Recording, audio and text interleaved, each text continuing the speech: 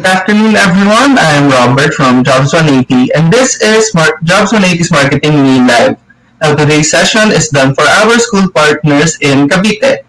And well, thank you for joining. Thank you for being here with us. But before we move forward, I would like to invite you first to join us for a quick prayer.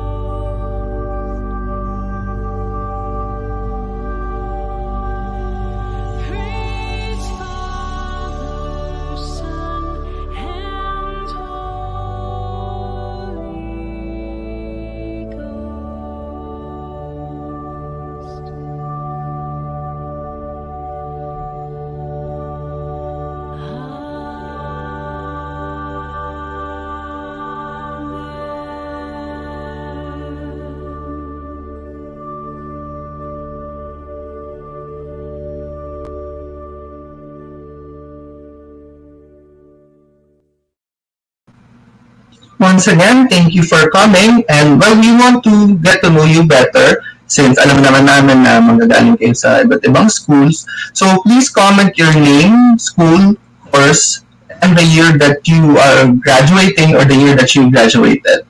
Okay, so thank you to the school officials, sa aming mga school partners in Cavite na nag-share ng info about this webinar. With that said, we would like to invite isa sa mga aming point person sa mga tumulong sa amin. For his opening remarks, he's a guidance associate for the Higher Education Department and Senior High School from FEU Cavite, Mr. John Marvin A. Crescencio.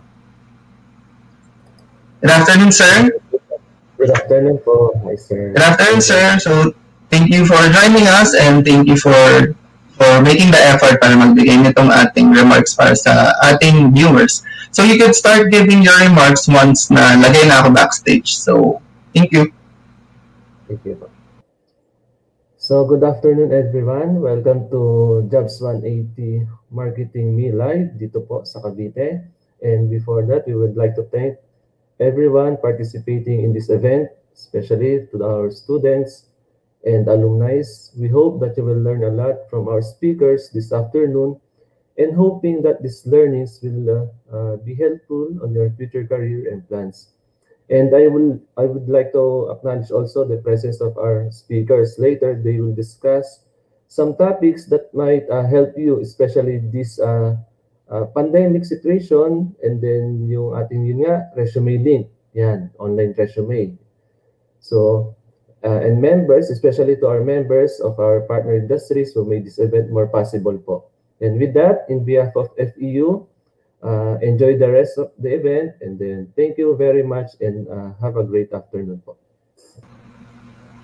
Thank you for the message, Sir Marvin. As you said, meron tayo iba't ibang topics that we would show dito sa ating mga viewers, both para sa kanilang applying sa mga jobs and also boosting productivity that could work, whether they're in work, school, or wherever. So thank you, sir. Thank you for once again taking the time to join us today. Thank you.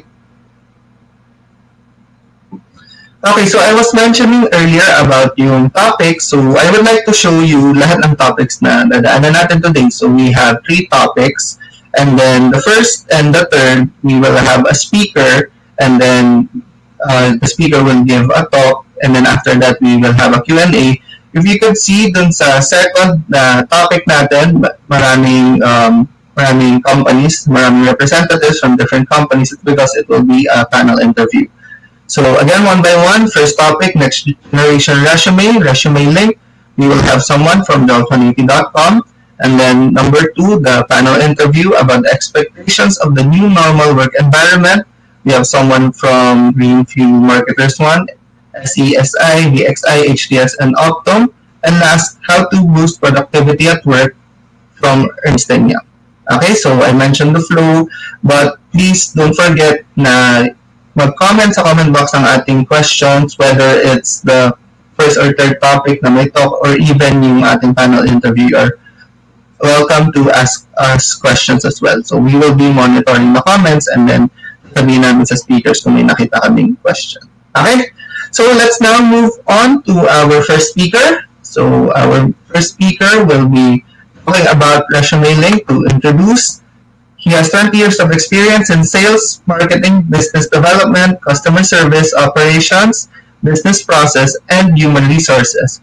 As a trusted resource speaker, he has done over 1,000 career development seminars in more than 400 colleges and universities nationwide.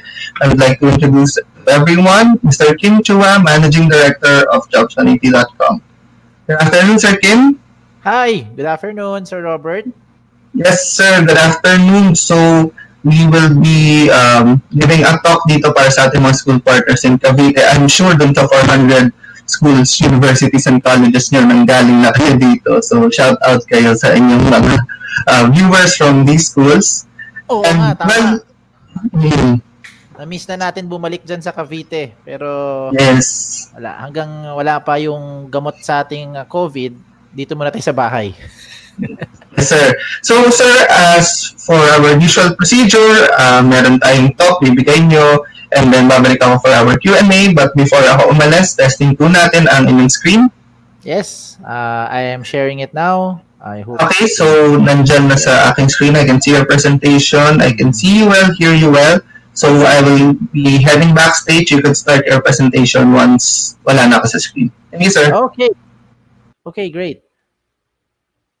So, good afternoon. Good afternoon mga Caviteños. Isang magandang hapon at maulan na hapon sa inyong lahat. Dito po kasi umuulan sa Manila. So, I hope hindi naman tayo nalalayo dyan sa Cavite. So, mukhang umuulan din siguro dyan. Kung hindi man, papunta na siguro dyan yung ulan. Okay. So, what will I be sharing with you guys today? This afternoon session, I will be sharing with you about ResumeLink. What is this ResumeLink all about? Ang ResumeLink po, ito yung unang-unang step natin pag tayo ay mag-a-apply at mag-explore ng trabaho. Okay? Because we always learn from schools na kailangan ready tayo bago tayo mag-apply. Diba? Yan ang mga tinuturo sa atin sa mga school. Later, we'll be joined by other speakers who will also share with you yung mga expertise nila sa kanilang mga industries na pwede nyo i-explore. Now, in the meantime, since tayo ay magsa-start na maghanap ng trabaho, kailangan meron tayong ResumeLink. Now, this ResumeLink, it's basically a tool that will make your life easier. No? Sa mga hindi pa po nakakaalam kung ano itong ResumeLink, this is actually the right tool right now. O pag sinabing right tool, bakit nga ba right tool itong ResumeLink? Ito yung mga questions na nasasagot, no, doon sa mga bakit siya right tool ngayon. Okay? So first, I want you to be able to have a tool that will make you stand out. Okay? Every job seeker will always have this in mind. Will I be able to stand out if I'm going to apply? Now, this tool will give you that answer. Okay? Another question that you have is probably you have so many files. So, is there a way for you to keep all this information in one place lang? Like everything in one file na lang?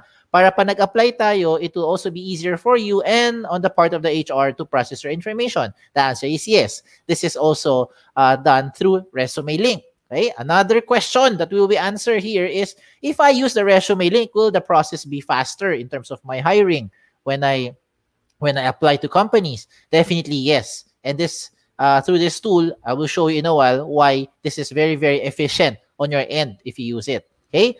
Now, to answer also yung question, will I be spending so much money if I use this tool? Actually, wala. You will be spending zero, as in walang bayad. Okay? Libre po itong ResumeLink. Okay? And more than anything, this is the ultimate question. The question is, will my information be secured? Yeah. Do you want your information to be secured? And I guess your answer is yes. That's my safe assumption. Okay? I think everyone wants their information to be secured, and this is why this ResumeLink is dubbed as the most secured resume right now. Oo, yes, tama narinig nyo. This is the most secured resume right now. Bakit siya tinawag na most secured resume? Let me show you na. Let me start, okay? Definition muna. Ano bang ResumeLink? Ang ResumeLink is basically a personalized URL. It is a link that anyone can open online anytime. Let me use actual samples. Let's say, for instance, your name is John Santos. Alam ko common name yan kasi pwede naman Juan de la Cruz, di ba? Pero gawin natin John Santos. Okay? So let's say your name is John Santos. Your resume link could look or could be johnsantos.jobs180.com. Ganun lang kasimple. That is your resume link. Yes, ganun lang kasimple. Yan na resume link nyo. Tapos na. Oo. So how do I make one? Okay, let me show you 3 simple steps. Okay? The first step is for you to register. This is absolutely for free. As I've mentioned earlier, wala tong bayad. Libre po ito. Zero gastos. How do you register? You go to the website of jobs180.com. That's www.jobs180.com. And this is where you click on register. Pag click mo ng register, you start to fill out the information. Okay? Then, when you fill out the information, I don't have to go through all the details. Obvious naman, you can read through those information, just fill in the blanks na lang siya. Ganun kasimple. Now, if you have already created your resume link with a different file format, let's say you have your document file or meron kayong PDF file or iba pang mga file, maybe Word file nyo. Those information just have to transfer in the resume link to make it secured. Okay? And I'll tell you why it will be more secured as we go along. Okay? So now, as you register, you have to start by creating your unique name. That is actually your resume link. So earlier, I used the example John Santos as your name. So kung ikaw ay si John Santos, ang resume link mo pwede maging johnsantos.jobs180.com. Eh paano kung may ibang tao, kapangalan mo rin? It just so happened that there's so many John Santos in the world. So what if that person happens to sign up ahead of you? Anong pwede mo gawin? You have to be a little creative. You can say Santos John. You can say J Santos. You can say Santos J. Diba? Or you can say JS. Depende sa link na gusto mo gawin. Okay? Ang importante, wala kang kapareho. Okay? Because the system will flag a line that says this name has already been taken if ever lang someone with the same name has already created a resume link ahead of you. Okay? Now, let me remind you mga Caviteños and the listeners out there who are not from Cavite, everyone who's listening, huwag kayong OA, huwag kayong maarte, do not overdo it, do not create unique names that look like this. Example, I am sexy and hot. John Santos 12345678990. Okay, this is not your number sa loto or lucky numbers nyo. Do not be over creative in doing it like El Diablo.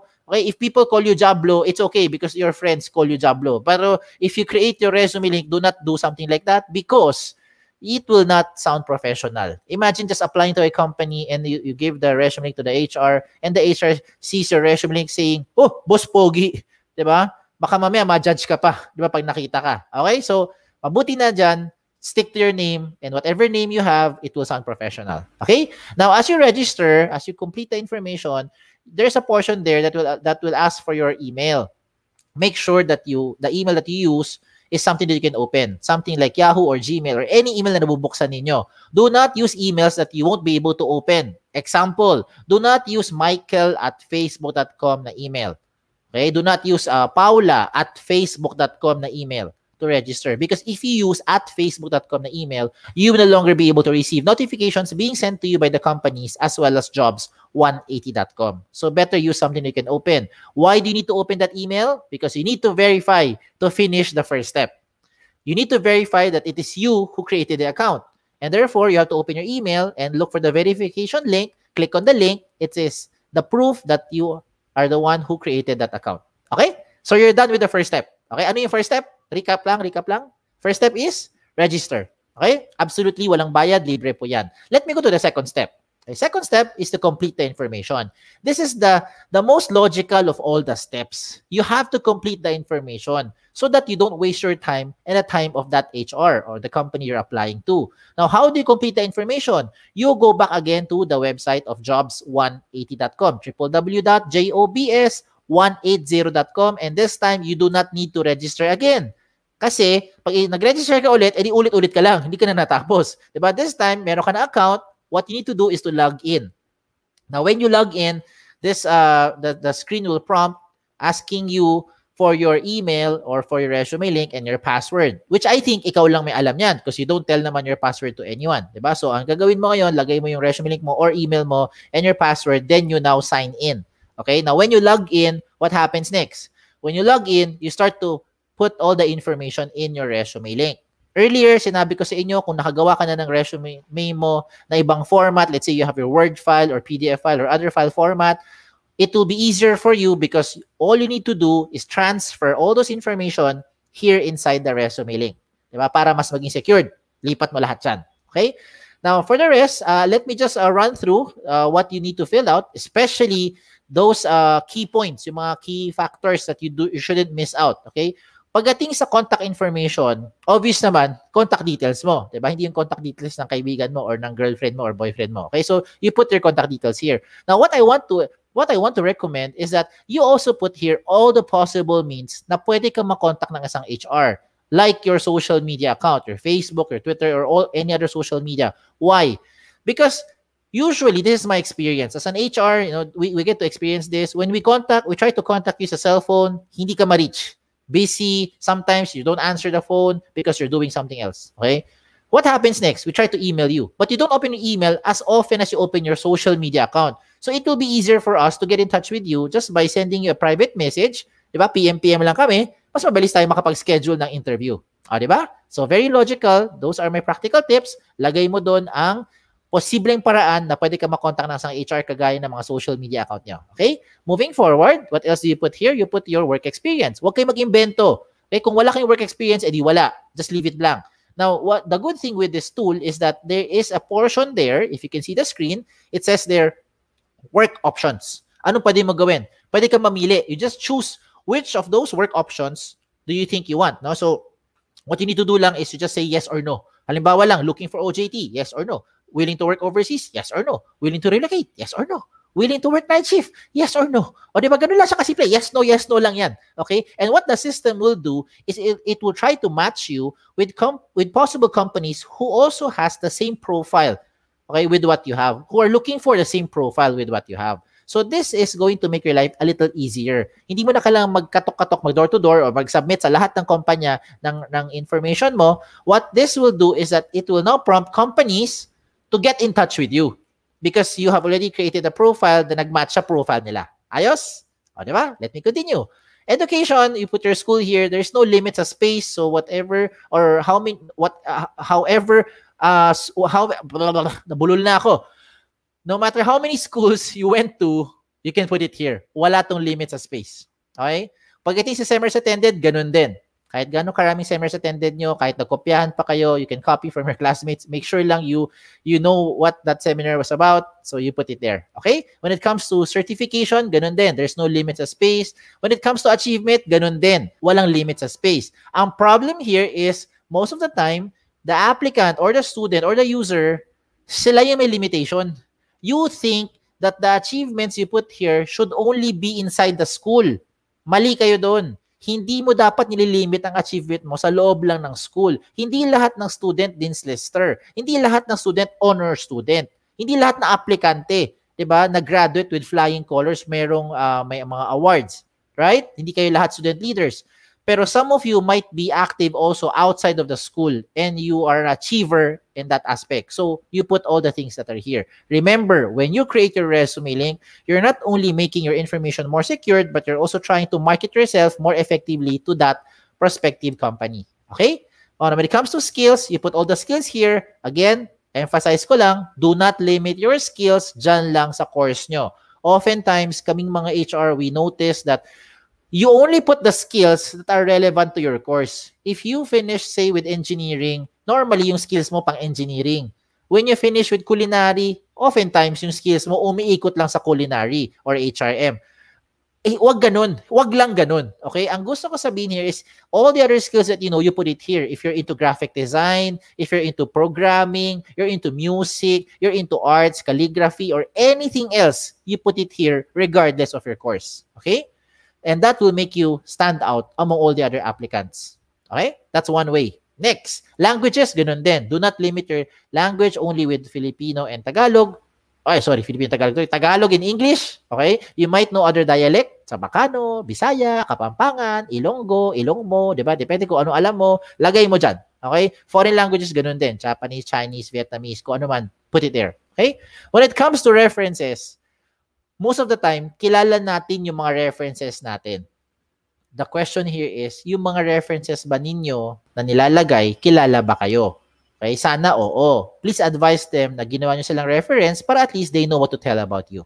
Okay? Now, up to this point, I know parang lang ako sirang plaka. You've heard these advices na, you've heard all these steps, no, na to make sure you put all the information in. These are from our career coaches. Marami nagsabi, no, ito yung mga information. What I will show you next, this one, from this point onwards, is what makes this tool amazing. And let me start with the portfolio section. This portfolio section is where you now upload evidence of your skills. Okay, evidence of your skills. Because you claim to have so many skills, you claim to have so many achievements, you claim to have all these things. Diba? You graduated from this school. Ano ebidensya na graduate ka sa school na yan? Ano ebidensya? Diploma, transcript, diba? Certificate. O ano ebidensya na wala kang criminal record? NBA clearance, police clearance, diba? Or barangay clearance, siguro kung pwede yun. Diba? Ano ebidensya na pwede ka pumunta sa ibang bansa? Passport, visa, ticket. O, diba? Kailangan mo yan. So, these are information to show proof of your claim. Kaya, yan ang kagandahan ng ResumeLink. Okay? You don't need to keep separate files of all this information. Instead, put everything here inside the ResumeLink. It will make your life and the life of the HR more efficient in terms of processing your details. O, diba? Now, some of you are thinking, sir, aside from documents, what else can I put here? You can put anything you want. Anything under the sun. Oh, kung ayaw mo ng sun, edi anything under the moon. You can put anything here, in short. Okay? And one of the trending things that we're seeing right now, especially because everyone's locked up at home, diba? And we don't get to have the freedom to apply physically most of the time sa mga companies ngayon. This is where you now stand out. You create a selfie video. It's very easy. Get your smartphone. Record a selfie video. You say something interesting about yourself. Right? After you do that, you save it. If you don't like it, of course, you delete. If you like it, you save it. Then you upload it to YouTube or sa Vimeo. Or there's so many other video channels that you can check on when you go online. There's a lot of free on mga video converter. What you need to do is after doing that video, you upload it there. And the link, after you convert it, is what you now put in the portfolio section or in the document section of your ResumeLink. You can basically answer simple questions like, why should we hire you? Or tell me something about yourself. Hindi naman kailangan maging English all the way. Because some of you are worried, sir, kailangan ba ako mag-English? Hindi ako ganun kagaling mag-English. Hindi kailangan. Okay? Hindi ko sinabi English video. Ang sinabi ko lang, selfie video. So, what's more important here is you're able to show your personality. Okay? Your personality. And let me tell you na rin, companies would also be evaluating you based on your communication skills. But again, that depends on the position you're applying for. Okay? Kung halimbawa lang, they're evaluating for your communication skills. Now, this is one of the best way to do it. Okay? One of the most cost-efficient way. Okay? Hindi mo na kailangan bumiyahe, hindi mo na kailangan antayin yung tawag ng HR na nahihirapan din tumawag sa'yo kasi hindi ka ma-reach, hindi ka ma-contact, at pag tinawagan ka, minsan maingay yung background. All these things, kailangan natin i-factor para sa isang HR to call you just to evaluate your communication skills. Now, this time, you don't have to worry about that. Do that selfie video for 30 seconds or just for 1 minute, upload it there, and the HR already can evaluate your communication skills. And of course, your personality as well in front of a camera. Okay? What else can you put here? You also put here your profile picture. Sa profile picture, konti lang ang tips ko dito. Okay, you don't have to spend money in going to those studios to have your pictures taken. What you need to do lang is make sure you are looking at the camera with a clean background, clean or plain background. Okay, of course, you wear something more professional, no? Hindi kailangan naka-toga or naka-Americana. Basta importante, decente, no? You look decent. Do not upload pictures that look like the right side of the screen. Okay? These are not professional looking, no? Yung mga selfie na ganyan, may groovy pa, may kung ano ini-edit nila. Mukhang kengkoy. Okay? Hindi ka mukhang professional niyan. So I do not recommend you do something like that. Okay? Another good thing with the ResumeLink is that you can also create your cover photo. Yes, you heard me right. It's a cover photo. And the cover photo gives so much information about the applicant. Kasi di ba may kasabihan, a picture paints 1,000 words. What can you do here? You can upload pictures to show your personality. It can show your profession. It can show whatever interest you have. Look at my examples. Look at the one on the left. By looking at the picture, alam mo na kaagad this person is someone from an eye expert, di ba? Or ophthalmologist or optometrist, di ba? O yun, pwede rin ikaw yung nasa kanan, ikaw yung pasyente, halimbawa, no, pwede rin. Pero oftentimes syempre you're sharing about your professionalism. So yan yung papakita mo, ano yung career mo, ano yung course mo. Yan, normally ganyan. On the right side of the screen, you can see there, this one, typical, ano to parang multitasker or someone who is doing a lot of things together, which is in short, multitasker, diba? So depende, no? Parang ganun yung interpretation ko. Look at the next example. This is someone from psychology or maybe a neurologist, diba? Or a brain expert or someone who is maybe a brain child, diba? Matalino siya, alam niya left and right ng utak niya, diba? So ganun. So depende how you want to express yourself. Diba? Another good example is this one. Look at the example. This one would show you that there is no shortcut to success. You will be able to reach your goal by taking one step at a time. Diba? Sa mga ibang nagmi-misinterpret, sinasabi ng iba, pabiro, sir, baka naman miyembro ng Akyat Bahay Gang yan. No? Hindi naman ganun. Okay? If you look at her examples there and her write-up, it will definitely tell you that what she wanted to say is that there is no shortcut to success. So those are good examples that I'm showing. Now, the next few samples I will show you, ito yung wag nyong gagayahin. Do not do something like this. Do not submit pictures na pugot yung ulo nyo. Okay? Do not submit picture na walang picture. Okay? Yung malabong picture, tapos yung wala, yung nagpapaka-misteryoso. Do not do something like that because it will not be attractive. Okay? Put yourself in the place of the HR. When you receive an applicant's resume that looks like what I'm showing you in the screen, do you think you'll spend more time to look at the information? Most probably hindi. Because you will not be curious anymore. Ay, ano ba to? Hindi ko to alam. Hindi ko makita yung picture niya. Walang laman yung information. Waste of time. Diba? So, I do not recommend that you end up doing this. Make sure you edit and you upload those pictures to make it attractive and catchy. Now, if you want to make it catchy, wag naman ganito. Okay? This is just my opinion. Ha? In my opinion, this is over naman. Okay? Over catchy. Kasi ang dating parang tamad siya or ang dating nito parang medyo it doesn't look well. Okay? It doesn't look professional lang for me. Okay? So, parang emo. No? Nag-i-emote. Yan. So, I showed you good examples and not so good examples based on my opinion so that you'll be guided. Okay? Another example here that I'm showing is a very good example because all the information that an HR would need is probably already inside the resume link. All the information complete. Even the attachment, document, portfolio, everything is here. So, it will make your life and your process efficient. Faster. Nababawasan yung pabalik-balik, natatawagan pa kayo ng HR para maghingi ng, oh, can you send me yung mga proof mo ng transcript mo or nag-OJT ka ba sa ganito? Talaga bang meron ka experience sa pag-check ng mata? O, example lang, di ba? Ayan. So these are ways to make your life and the life of the HR more efficient. Okay? Now, the bottom line is always this question.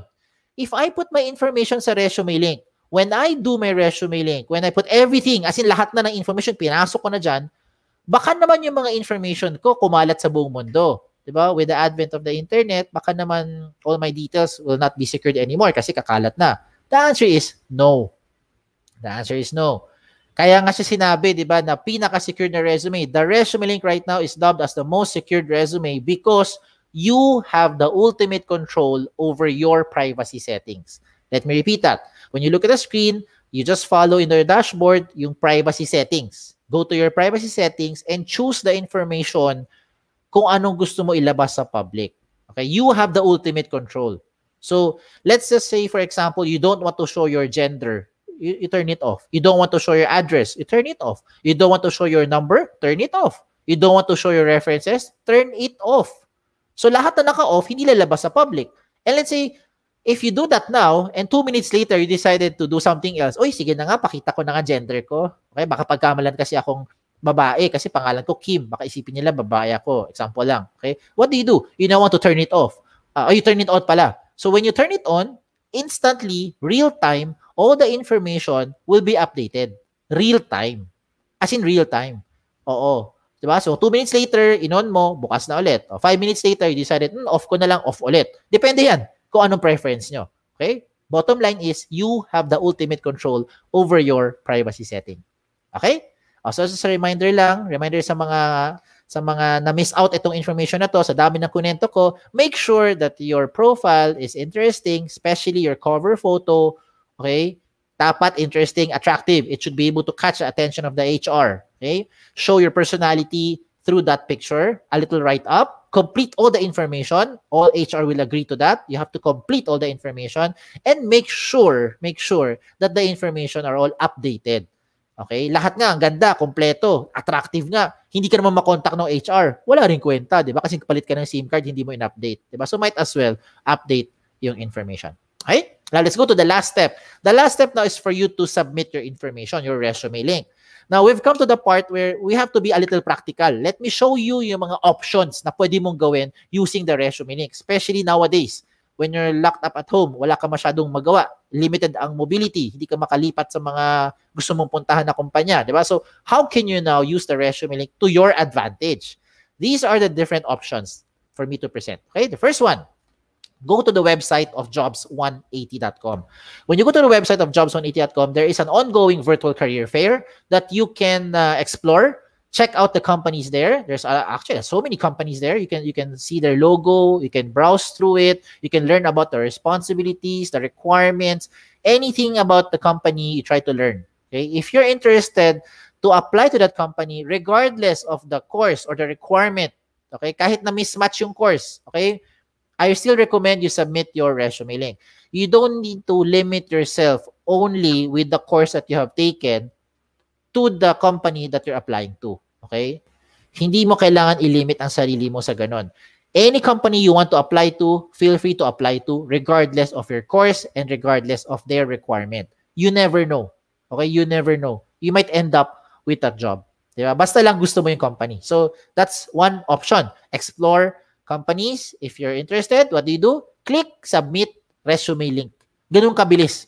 Click mo lang Submit Resume Link with a click of a button. All the information now goes to the company na. Okay? Second option. Some of you wanted to send resumes through email. Yes, you may still do that. But this time, you don't need to attach anything. Traditionally, when you submit resumes, normally sa email, ganito ginagawa natin. Sasabihin mo, Dear HR Manager, I would like to apply for the position of blank. This is my resume. And what you do next? You attach your file. Yung Word file mo, PDF file, or whatever file you have, yung doc file mo. Yan lalagay mo. Now, I do not recommend you doing that. Bakit? Pang makalumang style na yan. Pang makaluma. Kasi, whenever you attach anything, and you need to update that file, you have to keep on informing that HR about the most recent information. Let's say, for instance, nagpalit ka ng phone number, nagpalit ka ng address, or nagkaroon ka ng development sa career mo, na-promote ka, or naglipat ka sa ibang company. What do? You have to update your information. And this time, you have to submit again that resume to the HR. And what do you tell the HR? Dear HR Manager, I would like to apply again for the position of blank. This is my updated, most recent, diba, resume. Diba? So, you have to keep on attaching so many of those files, which is, sa totoo lang, para sa HR perspective, hassle din yun. Hassle to keep track na, ito yung mas bago updated profile, ito yung mas recent profile, ang dami pa kailangang isipin. This time, what you need to do lang is just put in your resume link. Indicate mo lang, type mo lang doon. Dear HR Manager, I would like to apply for the position of blank. This is my resume. Example lang on the screen, Antonio Juan de la Cruz, 01.jobs180.com. I look forward to hear from you soon. Send. Tapos na. Ganun lang kabilis. Whatever updates you do on your account will automatically be reflected real time. As in real time. Sa lahat na mabinigyan mo ng resume link. Ayos. O sige, let me show you more practical application. For those people who wanted to have a hard copy, no problem. The good news is you can now print your resume link. Yes, you can now print the resume link and the system will try to compress everything into one page. That's the good news there. So there's so much efficiency. You don't need to worry about having 2, 3, 5 pages of your resumes. Diba? Minsan pag nagsasubmit ka sa mga kumpanya, nahihinayang ka rin kasi you have to spend 5 printouts. You have to pay. Or kahit na you don't pay, you use your printer. Sayang pa rin sa ink. Diba? This time, you can just go to your dashboard. Diba? If you want to print the resume link, and the system will try to compress everything into one page if you really want to have a hard copy. Okay. Now, moving forward, speaking of hard copies, this is my recommendation for those people who really wants to have a hard copy. Okay, hard copy as in physical resume. This is what you do. Okay, you may opt to print your resume link card. So with just one piece of paper, like a short band or long band paper, you can make multiple sets of resume link card. Maliliit lang na pira-pirasong papel. Okay? And then you can design it in your own way. And ano information lalagay mo doon? Eh di syempre, resume link mo. Yun lang ang lalagay mo. You don't have to put all the information there. Why? Okay, let me use another practical example. If you submitted your traditional paper resumes, the one, one big traditional short band, long band paper, binigay mo sa company, for whatever reason, okay, nawala siya or nilipad ng hangin, and whoever gets hold of that piece of paper already knows everything about you. All the information you put in, kita na niya, basang-basa na niya lahat yan, from cover to cover, because everything is there. Now, if you use your ResumeLink card and submit that to the company, now, if you really want to have a hard copy, so you submit that to the company, what happens next is you don't have to worry. This will give you a lot of peace of mind, because even if that small piece of paper, that ResumeLink card, mawala siya, ma-misplace, or whoever gets hold of it sees the information, okay lang. Bakit? Because you have the ultimate control over your privacy settings. And you can change that privacy settings real time, as in real time. Okay? Look at the examples I'm showing you. These were all taken from the previous job fairs pa, nung meron pa tayong physical job fair. Some of the other applicants would just be using the gadget. If you have your gadgets, you have your smartphones, use it to your advantage. Ang technology ngayon, gamitin. Okay, gamitin nyo. So, you can now submit your information even without printing.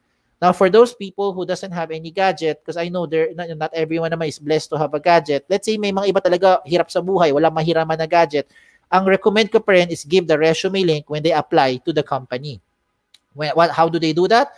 This is an example, a picture taken in one of the job fairs. What this person did, sinulat na lang niya yung kanyang ResumeLink sa registration form. Ganun lang kasimple. Wala na siyang sinulat ng mga mahaba pang mga detalye. Name, email, phone number, address, course, gender, height, weight, postal code. Wala na ganun. Simple lang. ResumeLink lang. Tapos na. You are ensured to be more secured for your information because you have the ultimate control over your privacy settings. Okay?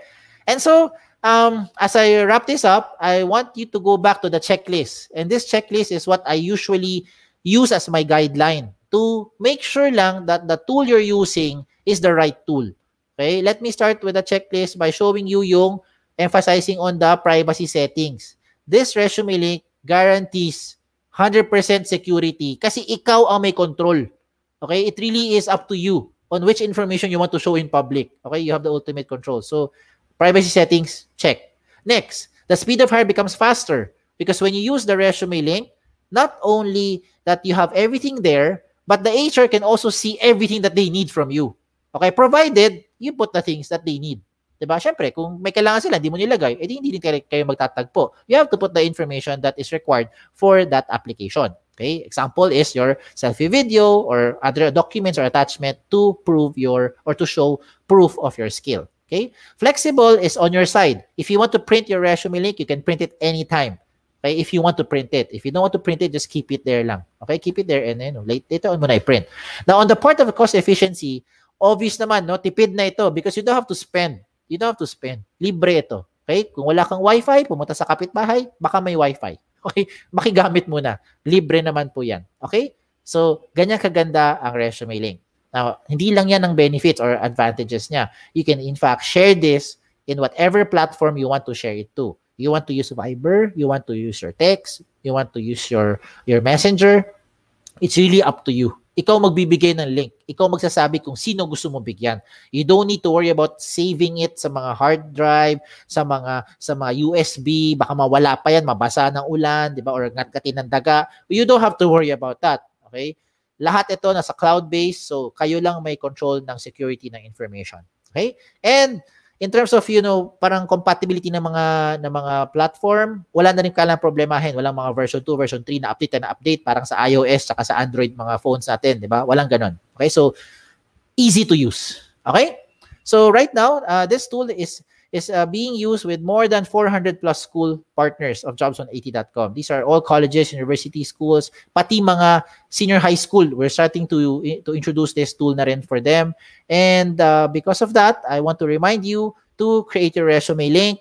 Start putting in your profile in para hindi ka magpapanik, pa mag-a-apply ka na, tapos biglang isipin mo, hala, nasa na yung profile ko, mag-a-apply ako, wala akong resume, kumpleto na ba to? Baka may kulang pa, di ba? Ang dami pa isipin.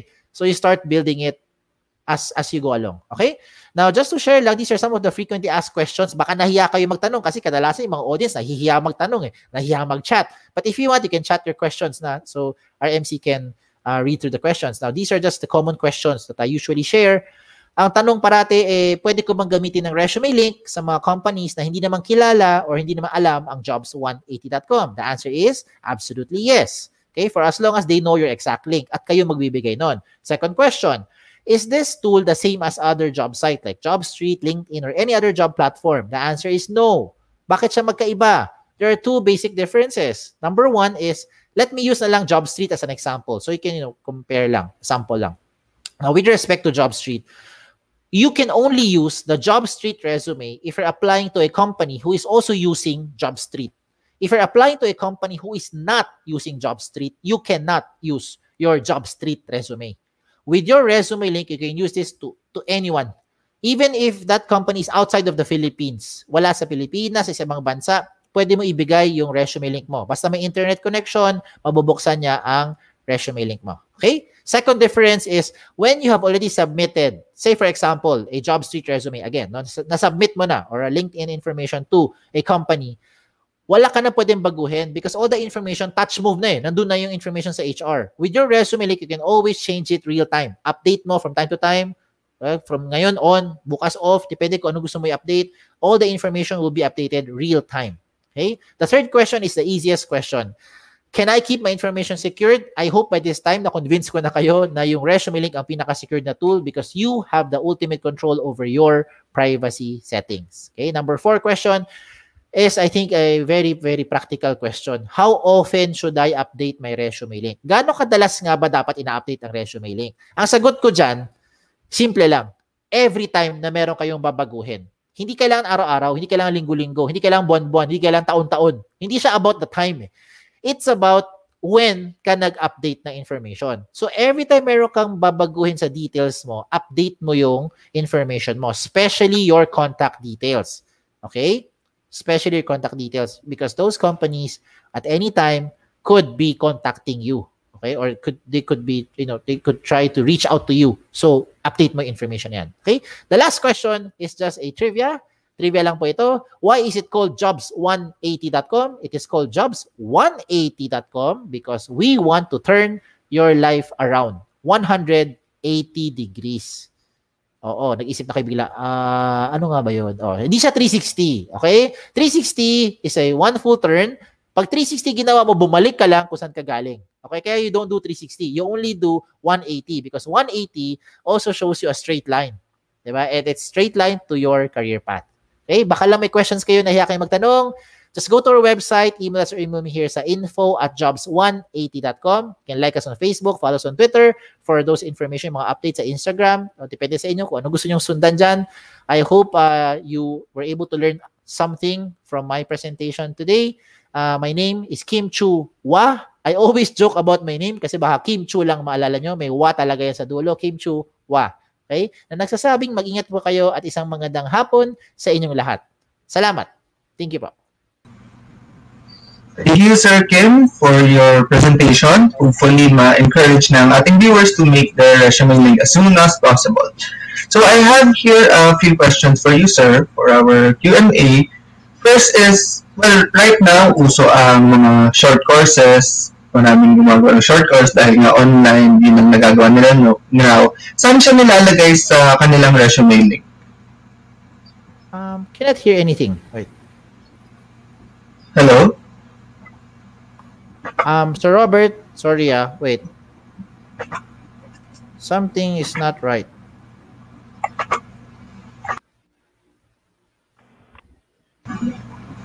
Hello? Cannot hear. Hello? Let me try to connect to a different gadget. Sorry. Sige, sir, Kim, check ko rin if the problem is from my end. Double check natin.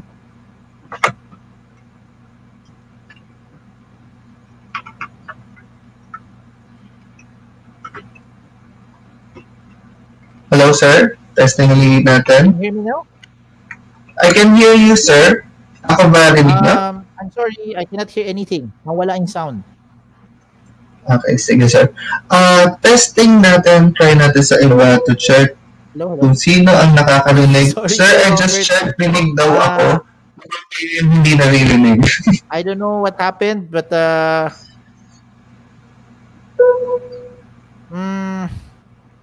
I have zero zero as in. Can you hear me? Can you nod? Yes. I can hear you. Hear kayo, sir. So, guys, sa mga may question, sorry, you may want to post your questions on the chat room. You can hear me, but I cannot hear you. So, that's a scenario right now. Sorry, hindi ko alam. It's all kasi pag nag-leave ako mawawala di ba? So, I am clueless. Sorry. As in zero talaga. No sound. Sige, Sir Kim, I think hindi mo babasahin lips ko. I think we can move on. Balik na, narinig na kita. Ngayon na kung kailan magbababay na ako. Anyway, sige sir, buti naman na naayos natin ang ating audio. I was saying earlier about yung sa short courses, usually this is a question from our audience. Hindi nila alam kung ilalagay ba nila at all, and if yes, saan sa resume link nila ilalagay since ngayon maraming nagte-take ng online course. Ako, ang recommend ko, lagay nyo lahat. Because anything that can market yourself more effectively, you put it there. Usually, ito yung tanong ko nga sa mga audience. Why would you want to do those things? Why do you want to be different from all the other applicants? Kung pare-pareho kayong magkakaklase, be practical lang. Pareho kayong magkaklase, pareho kayo ng school, pareho kayo ng course, pareho kayo ng teachers, pareho kayo ng curriculum. Halos lahat pare-pareho magbabarkada kayo, lahat. Now, how will you stand out among your friends, among your peers? Paano nga ba? Sa mata ng isang HR, kung pare-pareho kayo naman ng pinanggalingan, baka naman pare-pareho lahat yun. Diba? So, the answer relies on you. Kayo makakaalam nun. So, ano yung pagkakaiba mo, how you're very different from all the other friends mo or classmates mo, that is what you put in here, in your resume link. So yung sa tanong ni Sir Robert, so kung may tanong ng audience, then put everything inside your resume link, especially yung inyong selfie video, because that selfie video will really make you stand out among all the other applicants. That's my recommendation. Okay.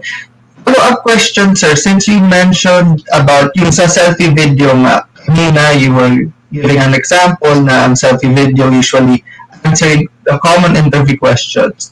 Other than ganong type of selfie video, anong types of video pa ang pwede na gawin or i-upload? Okay, you can also show your skills. Hindi lang siya about saying something about yourself. That's actually the simplest. The simplest is para ka lang TikTok, di ba? Imbis na TikTok ang i-record mo, ilagay mo yung phone mo, ikaw sumayaw ka ng ganyan, mag-TikTok ka habang nagpe-present ka ng sarili mo. Halimbawa lang, you're saying something. You're trying to show your skills. I've seen some videos about mga technical skills. May nakita ko doon paano sila maglinis ng brakes ng sasakyan because from mechanical engineering sila. I saw from nursing, pinakita how to operate yung mga, hindi ako from nursing, pero they were able to show how to use properly yung mga medical equipment. I was able to watch someone who shows how to cook hotcakes in 2 minutes. Imagine na in 2 minutes, nakaluto siya ng hotcake. Diba? From the time na nag-beat siya ng egg to the batter, everything, ginawa niya in 2 minutes. So, these are little things to make yourself be more creative and stand out among all the other applicants. Now, the point is, hindi naman dyan ka ini-evaluate eh. The idea is you're now showing your personality to the company. And that HR would definitely have a plus for you. Kasi parang makita nila, uy, okay to, bibo to, marunong to pumisenta sa sarili niya. Diba? Kahit na kung ano nung ginagawa niya, nagluluto siya, nagtatanim siya ng halaman. Diba? Uso ngayon yung mga plantita. Diba? Pinapakita niya yung mga halaman niya, may uod pa, tinatanggal. Example, these are little things that, shows your personality. And with that, depende na to sa position na ina-applyan nyo. But most of the time, HR people would be able to have parang, uy, may konting may konting plus factor kagad yan on your application. Okay? So I hope you be creative. Pigain mo lahat ng creative juices. Do something. Especially if you're at home right now. You have all the time. There. Yes. So, yes, we should take every opportunity nga para mag-stand out, gaano kaliit man, kasi it will add up later on. Related naman tong next question ko, sir, dito sa nagiging creative sa kanilang resume link to the point na too creative na and excited na yung content ng iba. With your experience sa HR, how can you tell if yung content ng resume is not accurate? Para ma-discourage ang ating viewers from doing that. Okay. So one very important reminder sa mga viewers, never falsify your information. Okay? You can kumbaga sa um, may kasabihan dati. Ito yung nung manarinig ko mga kasabihan sabi nila, you can fake it till you make it. So lahat ng information iimbentohin mo, sasabihin mo all the good things about ito alam mo, ito ganyan, everything, you put it in your resume, tapos i-apply. Sa panahon ngayon, if you do that, it's so easy for the HR to catch you. It's so easy for the HR to know if you're telling the truth or not. Okay? If you claim that you know this certain skill, if the HR simple na lang. Let me use an example. Before nakita ko sa isang application, nakalagay sa resume link niya, marunong siya gumamit ng fax machine. Gumamit ng, yan lang, photocopying machine and fax machine. Very simple. Okay? The question was, how do you send a fax to the company? Example, the recipient. Example lang, pa-describe nga ano yung mga steps.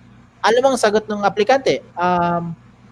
Ito po ba yung yung kinokopya yung document? Sabi ko, hindi yun fax machine. That's a photocopying machine.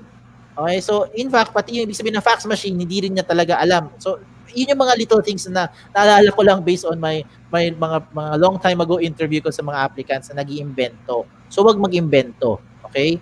Minsan sasabihin nila, I travel for 40 minutes from my house to school. Diba? Tapos, i-detail ko. Ipa-detail ko. Sige, so, how do you do that? Diba? Tapos minsan isipin niya, nga pala, hindi pala 40 minutes yun. 40 minutes lang pala ako natutulog sa biyahe. Yun pala yung ginagawa niya. So may mga little things minsan, hindi natutugma Hindi natutugma. Lalo na pag na-interview na kayo. So, I do not recommend that you fake it till you make it because that will never happen, especially with this day and age na. Okay? Okay, so yung fake it till you make it, wag na pagdating sa ating resume. Dahil nga, well, somehow malalaman may HR ang ating reason kung bakit naka-fake ang ating nasa resume.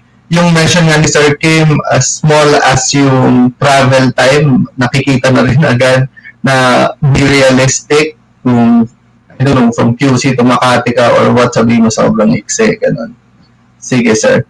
I have here another question for you. Once a user applies using the resume link to a company sa jobs180.com site, ano ang magiging next step nito? Pakiulit yung tanong. Once you submit the resume link to the company? Yes. Anong next step? Okay. So you have several options on your part, applicants or listeners right now. I shared with you different options on how to submit. Now, expect nyo that if your profile is interesting enough for the HR to contact you, definitely they will contact you. Yan yung unang-unang gagawin. Let's be practical. Paano nga ba tayo mag-move sa next step kung hindi ka nila kukontakin? Di ba? Malamang kukontakin ka nila. So kahit ilang beses ka mag-follow up dun sa kumpanya, pag hindi ka naman pasado o hindi ka qualified, malamang hindi ka naman talaga nila papansinin.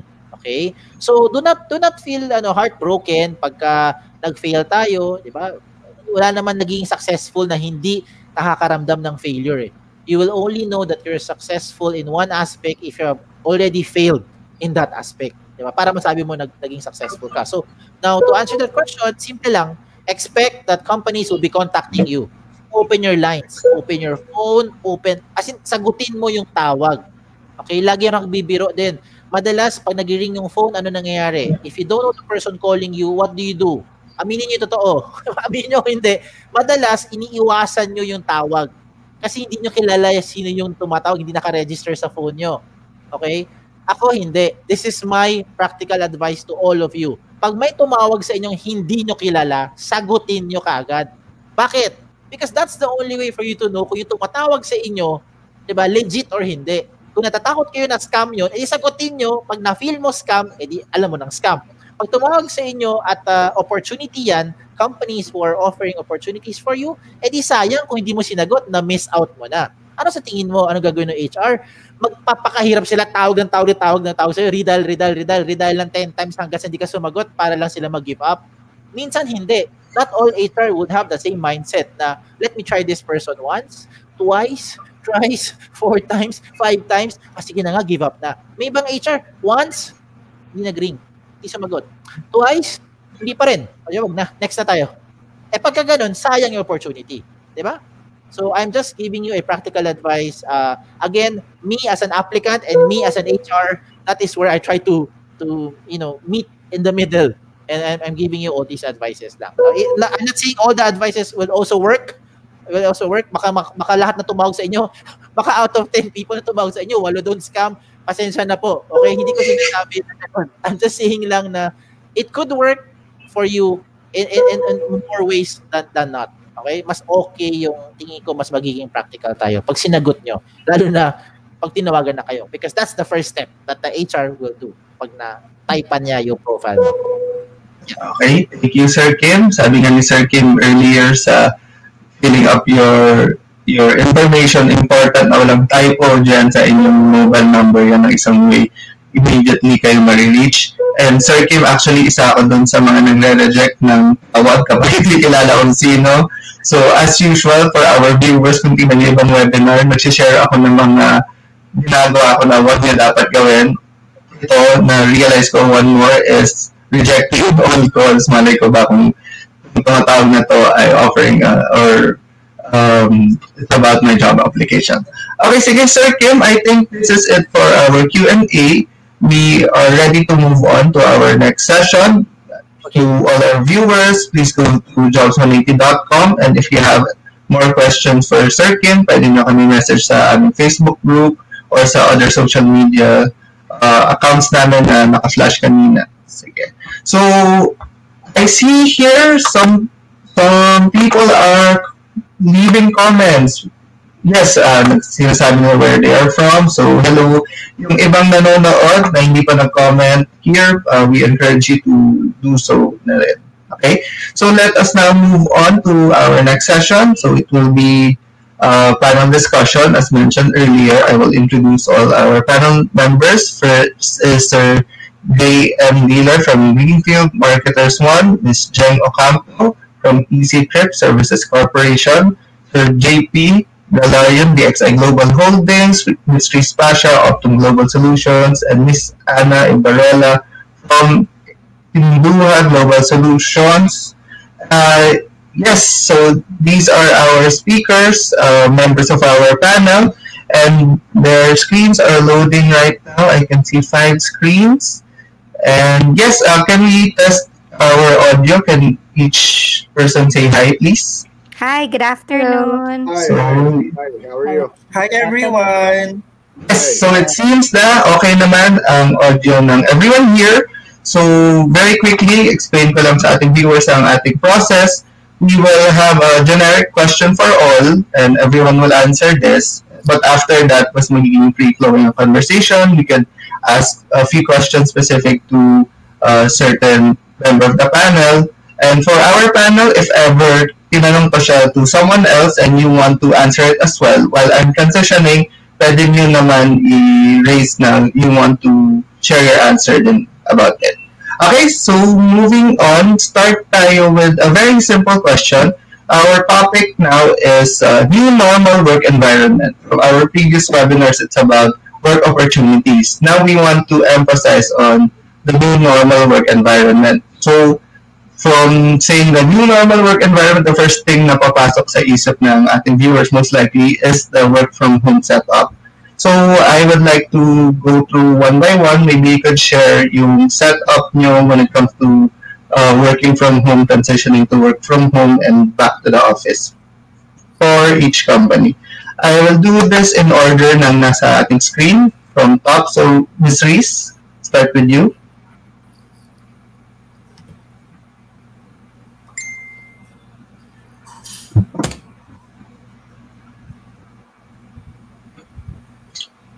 Currently, nawala sa aking screen si Ms. Reese. I think Tech will be handling this. So, skip po natin muna si Ms. Reese. Let's go with Ms. Jeng. Hello, hi, good afternoon. Yeah. For us, the new normal. Can you hear me? Yes, Ms. Jeng, I can hear you clear. Alright. For our company, I'm representing Easytrip Services Corporation, which is under the Metro Pacific Tollways Corporation Group. Our new normal is like right now, our support group was given opportunity to do work from home, but we're gradually increasing from a 50% now to 80%. Hopefully by new normal we'll get into 100%. But of course, given that most of our employees in the operations are needed, so we have 100% workforce. And it's also important that we take care of our employees. So while we understand that we need 100% workforce, we provide them door-to-door shuttling. We provide them the PPEs that they needed to protect them, and of course, regularly monitor their health. So that's actually the new normal in our company now. There. Thank you, Ms. Jen. Follow-up question lang po. You mentioned earlier that you started from 50% and then 80% na working sa office before we go to 100% hopefully soon. Yung transition from 50 to 80, how long did that take? When there was an ECQ, we were at 50%.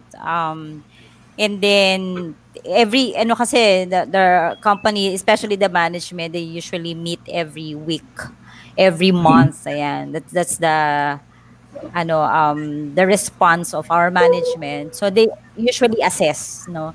Nung nagkaroon na ng GCQ, it moved to 60%. Nung MGCQ, we tried 70%. And now, just this December, we were looking at 80% workforce. So we'll see how it will look like. Also, yung consideration doon is yung capacity of the building, of the floor, if it can accommodate, given the social distancing. Sige. Yung regarding yan sa capacity of the building or the office, balikan po natin yan, Ms. Jen. Thank you for sharing. Ms. Reese, sorry, I think na-disconnect kayo earlier. Balik po tayo sa inyo. Yeah, sorry about that. For our new normal now in my company, Optum Global Solutions Philippines, since the lockdown happened in March, 90% of our non-clinical workforce have been working from home. We were able to bring everyone's tools and devices to their homes so that they can work safely. And currently, though, and little by little, since October, if I'm not mistaken, we have been allowing our employees to work on site. But we also have a strict policy that only 10% per team can work from the office at a time. And also that you have to follow safety protocols in entering the offices. So again, still majority of our employees are working from home at the moment, and we've adjusted well on that. And also, but of course, if you have any problems with connection or you feel that you would like to work in the office, you are free to do that in Optum. Okay, thank you, Ms. Reese. So, to our viewers, I hope you can see na unlike yung ibang companies pa, iba-iba tayo. Some have majorities still working from home. Some, like yung kala Ms. Jeng, gradually moving towards more people sa office. So, let's go to Sir JP. Kayo naman po. Sir JP, I think naka-mute kayo. Sorry. Hold on. Okay. Hello. Okay. Sorry. Okay. Ayan. Hi, everyone. So for VXI, actually, in the beginning as well, support are given also a chance to work from home. So, but most of our clients, kasi here in VXI, requires our employee to work on site. But of course, on that note, we have implemented or additional guidelines to practice the recommended precautions that safety and security measures are in place and also well observed as well. So before, siguro nung bago pa yung pandemic, we also offer work from home for our trainings. Of course, kasi super wala talaga masakyan. Like the means of transportations are very low by that time. But eventually, approaching the Q3 or the quarter 4 of this year, we really push our employees to work on site. But yeah, like what I've mentioned, of course, naging strict din sa when it comes to safety and security. Okay, thank you, Sir JP. So, would you say gano'n karami, follow-up question, how much yung workforce nyo ay work from home pa rin since you're Actually, at the transitioning na? moment, we don't have any work from home na for our employees. So, nag-start lang siya din sa mga, Okay. sa mga unang training ng mga panahong super lalaan ng pandemic. So, yung mga trainees namin before, yeah, we offered them at least a month of training work from home, and after a while, yeah, we advise them to work na on-site. We also provided hotel services as well, and also shuttle services for them. But as of now, since hindi na ganun ka OA yung approach ng COVID sa Philippines, and we have safety measures naman implemented per sites. So there, we are 100% on-site na din. Okay. Thank you, Sir JP. Actually, this is the first I've heard na merong company na 100%. So, congratulations to VXI for being able to do this. Sir Boying, kayo naman po. Yeah, hi. Good afternoon to everyone. Well, right now at Greenfield, we are still actually, with since we're in sales, we've been used to working on and off site. Just that the challenge here is really, clients that we usually get if we're operating off site. But it's the transition from us from 100% operate. I mean, 100% physical logged in, attendance in the office to 50%. Not not as a major adjustment as some institutions or some really more on the adjustment to the nature of our business, and we are heavy on face-to-face meetings, face-to-face approach. So that was the challenge for us. But the transition from operating from 50% working from home, operating on and off site. I mean, we've been used to having that kind of setup, the longest time. Okay, thank you, Sir Boying. So, to our viewers, hopefully, nabigyan kayo ng another perspective, this time from Sir Boying as a sales perspective. So, kapag sa new normal environment, it would depend as well on the industry or the type of work that you are doing. Last, Miss Anna. Hi guys. So yeah, for HGS, I have been blessed to work with a company that embraces, differences in terms of the setup. So we started with the beginning of the pandemic. I think we shifted from, 100% work on site to more of like a 80-20. So 80% work at home and then 20% on site. So that would be your skeletal. However, as we ease towards the end of the year, slowly it's increasing in terms of the work on site. However, we also acknowledge the level of comfortability of the candidates to go on site. So some of our classes would have blended arrangement. So meaning to say, for example, 70% work at home as long as they have enough resources, meaning the internet connectivity, and then some of them naman, like for example, kasi they weren't able to work during the pandemic, so walang yung iba dyan naputulan ng internet or yung iba wala pang nakakabit na internet. So we also acknowledge those types of candidates. So again, kasi we don't want to discriminate them also kasi we are here to help each other bounce back, right? From this nightmare, as we say. So we acknowledge that. So kaya some of our classes would really accommodate those types of candidates who are incapable of, at least for now, are incapable of having their own internet connectivity. So I would say currently we're at I would say 60-40, 60% work at home and then 40% on site. However, for most of the support functions, most of our time is really, or at least the arrangement is work at home, and then we are asked to go on site whenever there are meetings or client visits and whatnot. Okay, thank you, Miss Anna. I'll ask this follow-up question to you. I mean, the next question, I'll ask this as well sa another member of the panel, but I'll start with you.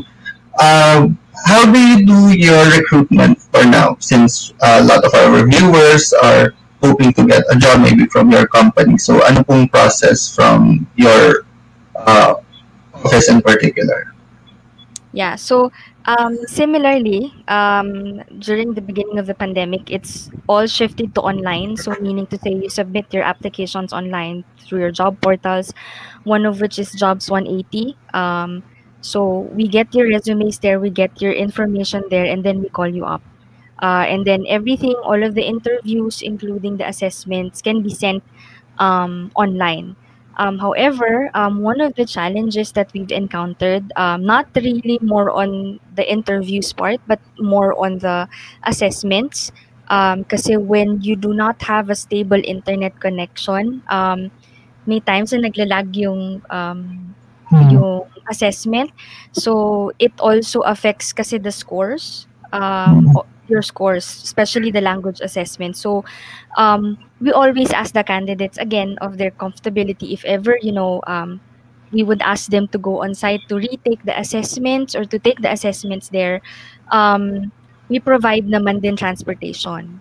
So, but the rest of the process, meaning the interviews, it's done virtually.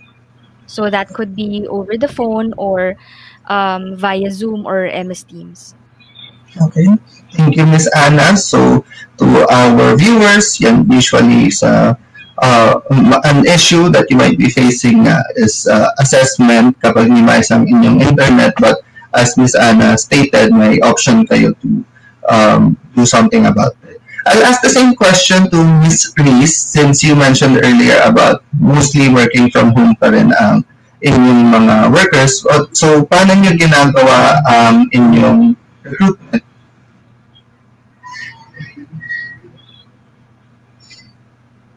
Yeah.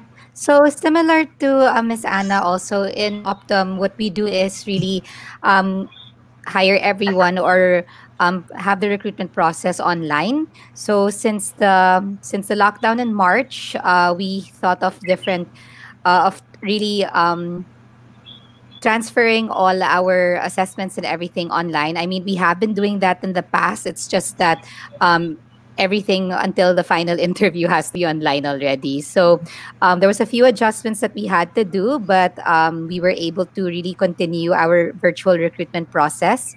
So until now, we still are hiring at the moment for healthcare advocates and also nurses. So if you are interested in applying with Optum Global Solutions Philippines, you can always look into our website at jobs180 /Optum or work at optum.com. But again, it's been a very quick transition that we were able to do, and we still continue to hire at the moment.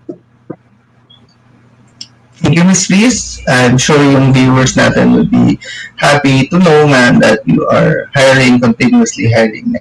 I'd like to ask this next question to Ms. Jeng. Ms. Jeng, considering that a lot are now working at on-site, how do you do your training for new hires? I'm curious kung paano ginagawa. Let's say someone from our audience would be hired, paano siya matitrain while maintaining yung rules about social distancing and so on?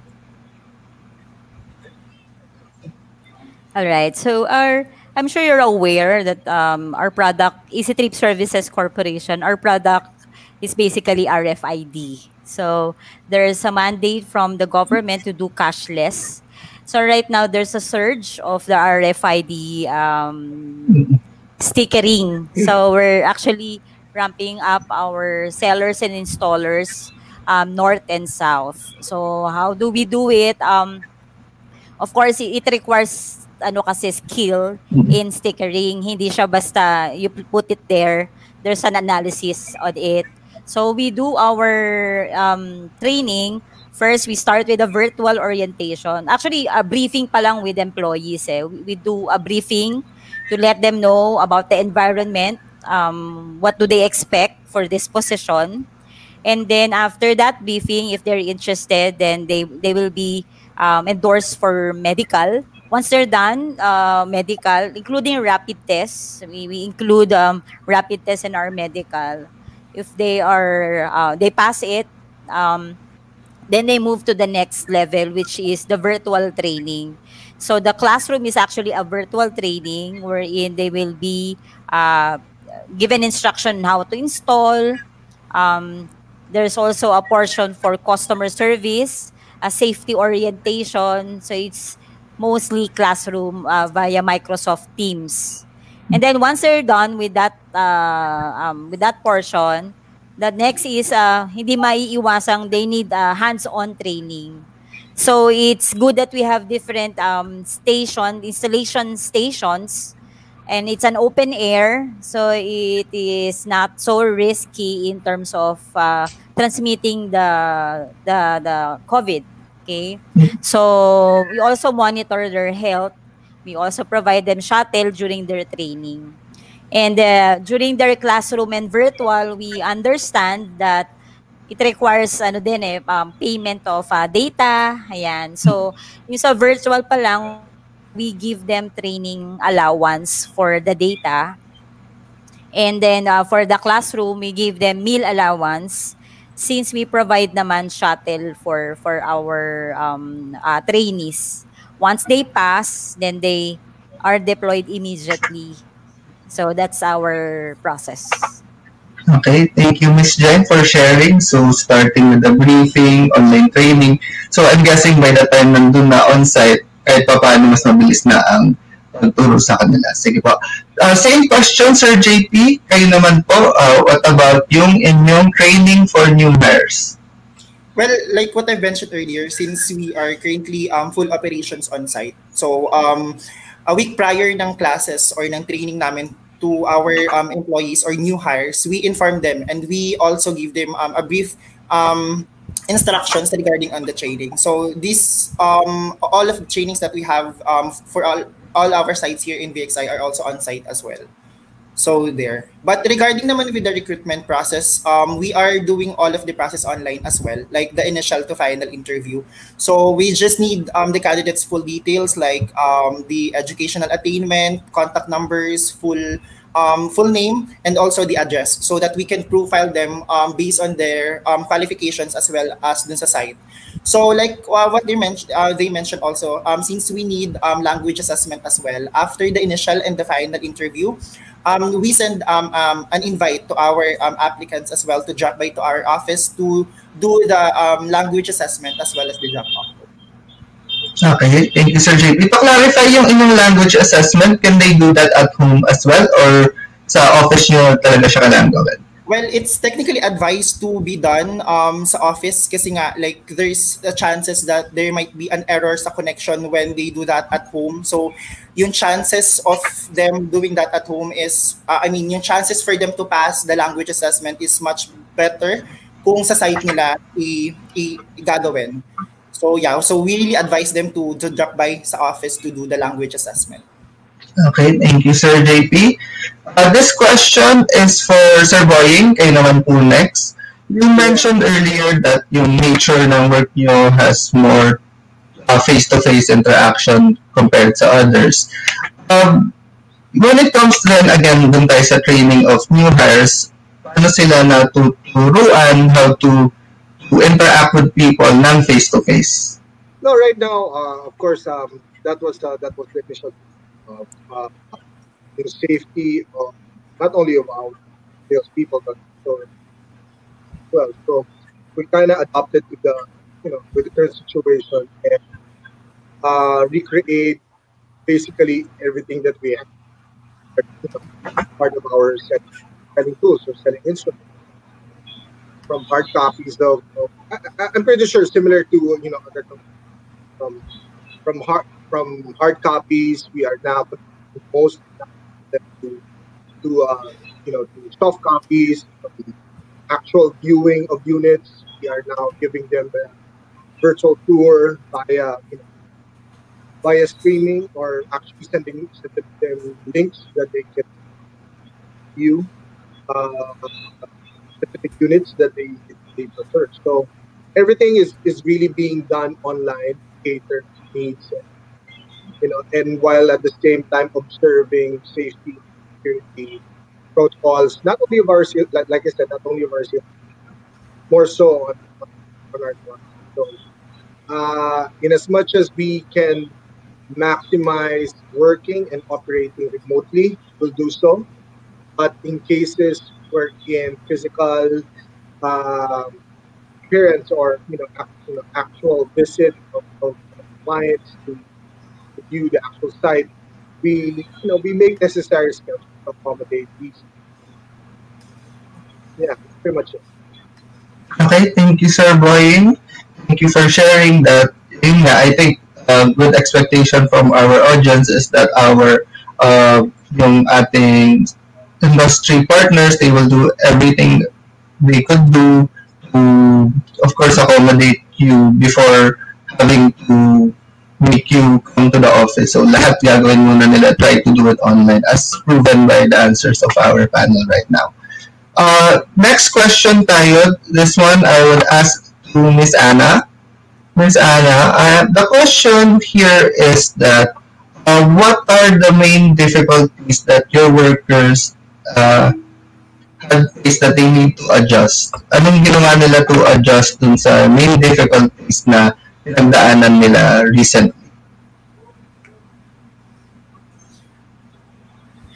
I guess the main challenge from shifting to an on-site working environment to work at home is especially for extroverts na you're so used to talking to people.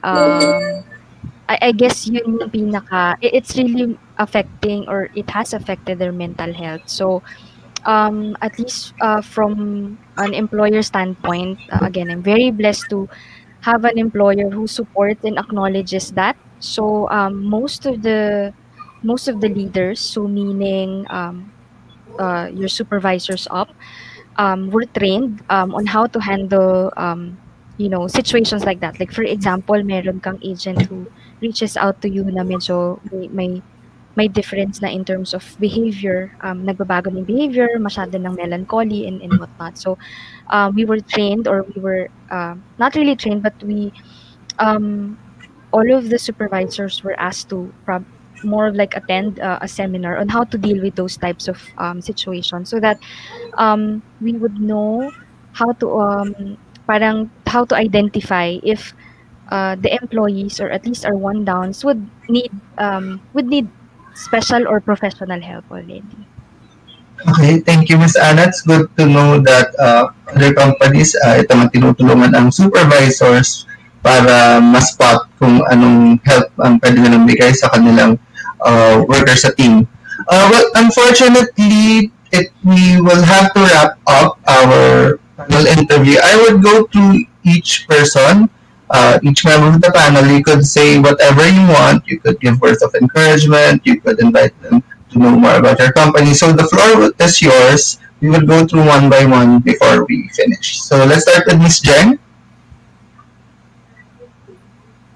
I think for the people watching this segment, I think it's important that you trust the company that you're applying for, that they will look after the welfare of the employee. So they don't need to be afraid if this is the new normal, because I'm sure that there are a lot of protocols being in place now to ensure their safety. So just apply and join whatever company you wanted to join. I just want to take this opportunity to invite our people to apply to our company, especially those from Cavite. We were still looking for RFID sales associates. We also have vacancies in the head office, particularly for sales admin and sales coordinator positions. So just click our link in the Jobs 180 to apply to us. Thank you so much. Thank you, Miss Jeng. You gave a good point about trusting the company because when it starts there, mas mapapadali ang pag-move forward natin. Sir JP, final words? So for me, for those aspiring applicants who wanted to enter in a BPO industry, especially for those who don't have any work experiences yet, like our fresh graduate viewers right now, I would say that this is actually the next chapter of your story. So this is going to be the new phase, and there's a lot of adjustment, of course. So my advice is that you just need to enjoy and cherish all the experiences that you will have, and just be passionate with all the things that you will do. Because regardless of the results, it's gonna pay off. So I encourage everyone. In our company, we are accepting candidates with or without call center experience, since we do provide, of course, training for that. But of course, they just need to pass the recruitment process, like the initial to final interview to the language assessment as well. So we have openings for customer service representative, technical support representative, sales associate as well. So here in Luzon, we have four sites, actually five sites rather. That's for MOA, Makati, Pasig, Quezon City, and Clark. We also have site located in Davao. So if ever you have friends there who's looking for a job in Davao, well, just feel free to advise them to apply as well here in VXI. So yeah, like what I mentioned, we're accepting with or without call center experience. So we are welcome to all the fresh graduates, and also to the to those undergraduate as well, as long as you finish at least senior high school. Yeah, and at least with good communication skills, it's a plus. But like what I've mentioned, we have training. So guys, let's come and join us here. Yeah, that's all. Thank you, Sir JP. And I think we might have viewers here na sa senior high. I'm not too sure, pero may chance. So it's a good na na-add niyo siya sa dulo. So let's go kay Miss Reese. Final words. I think you would want to share na rin something about your Stratrathon contest, if I'm not mistaken. Sabi ni Sir Kim. So I'll leave the floor to you. Yeah. Go ahead po. Yes, thank you, Sir Robert. So for all the viewers, especially the fresh graduates out there, what I wanted to share with you, really words of encouragement, was not to lose faith. Also, really take this time, especially during the lockdown, to develop yourself. So there, never stop learning. Even after graduation, really take time to prepare yourself and research about different organizations you want to work for. Again, you want as much as information as you want from the company that you're applying for, but not only about the positions that are open, but also the culture and values that the company has. So at least it also works with your value set of values as well. So in line with that as well, I wanted to take time to also let you guys know that we are currently hiring at Optum Global Solutions Philippines.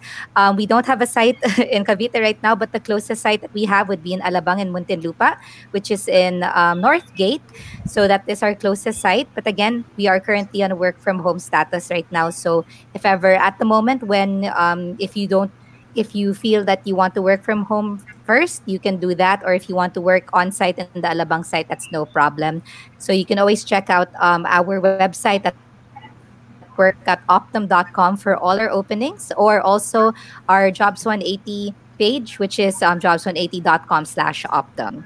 And just a quick to add to that is also I want to advertise our ongoing university competition called Stratrathon. So this is specifically for engineering students and also MBA students. So if you are up for the challenge and if you'd like to win a lot of prizes right now, and also to make your school proud, take time to register. It would be on my Facebook page at Reese Pasia, and also advertised on the Jobs 180 page. So thank you, everyone.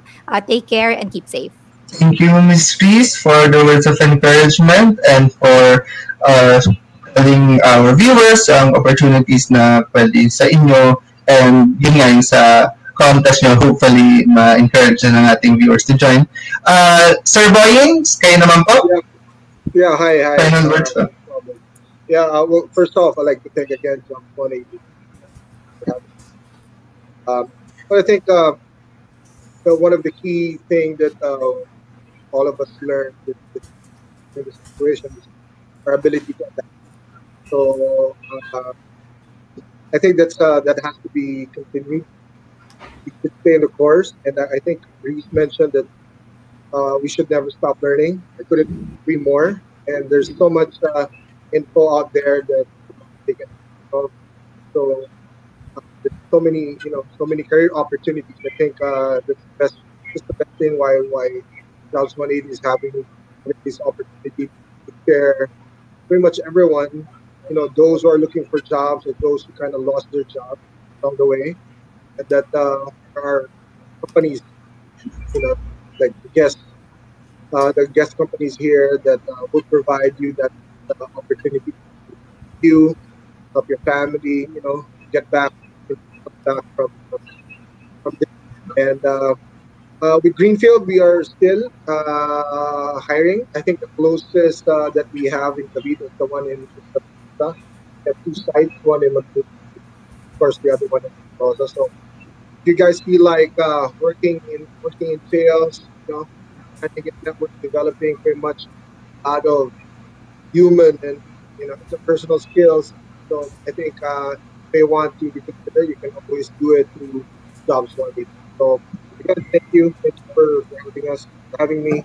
Good luck and stay safe, everyone. Thank you.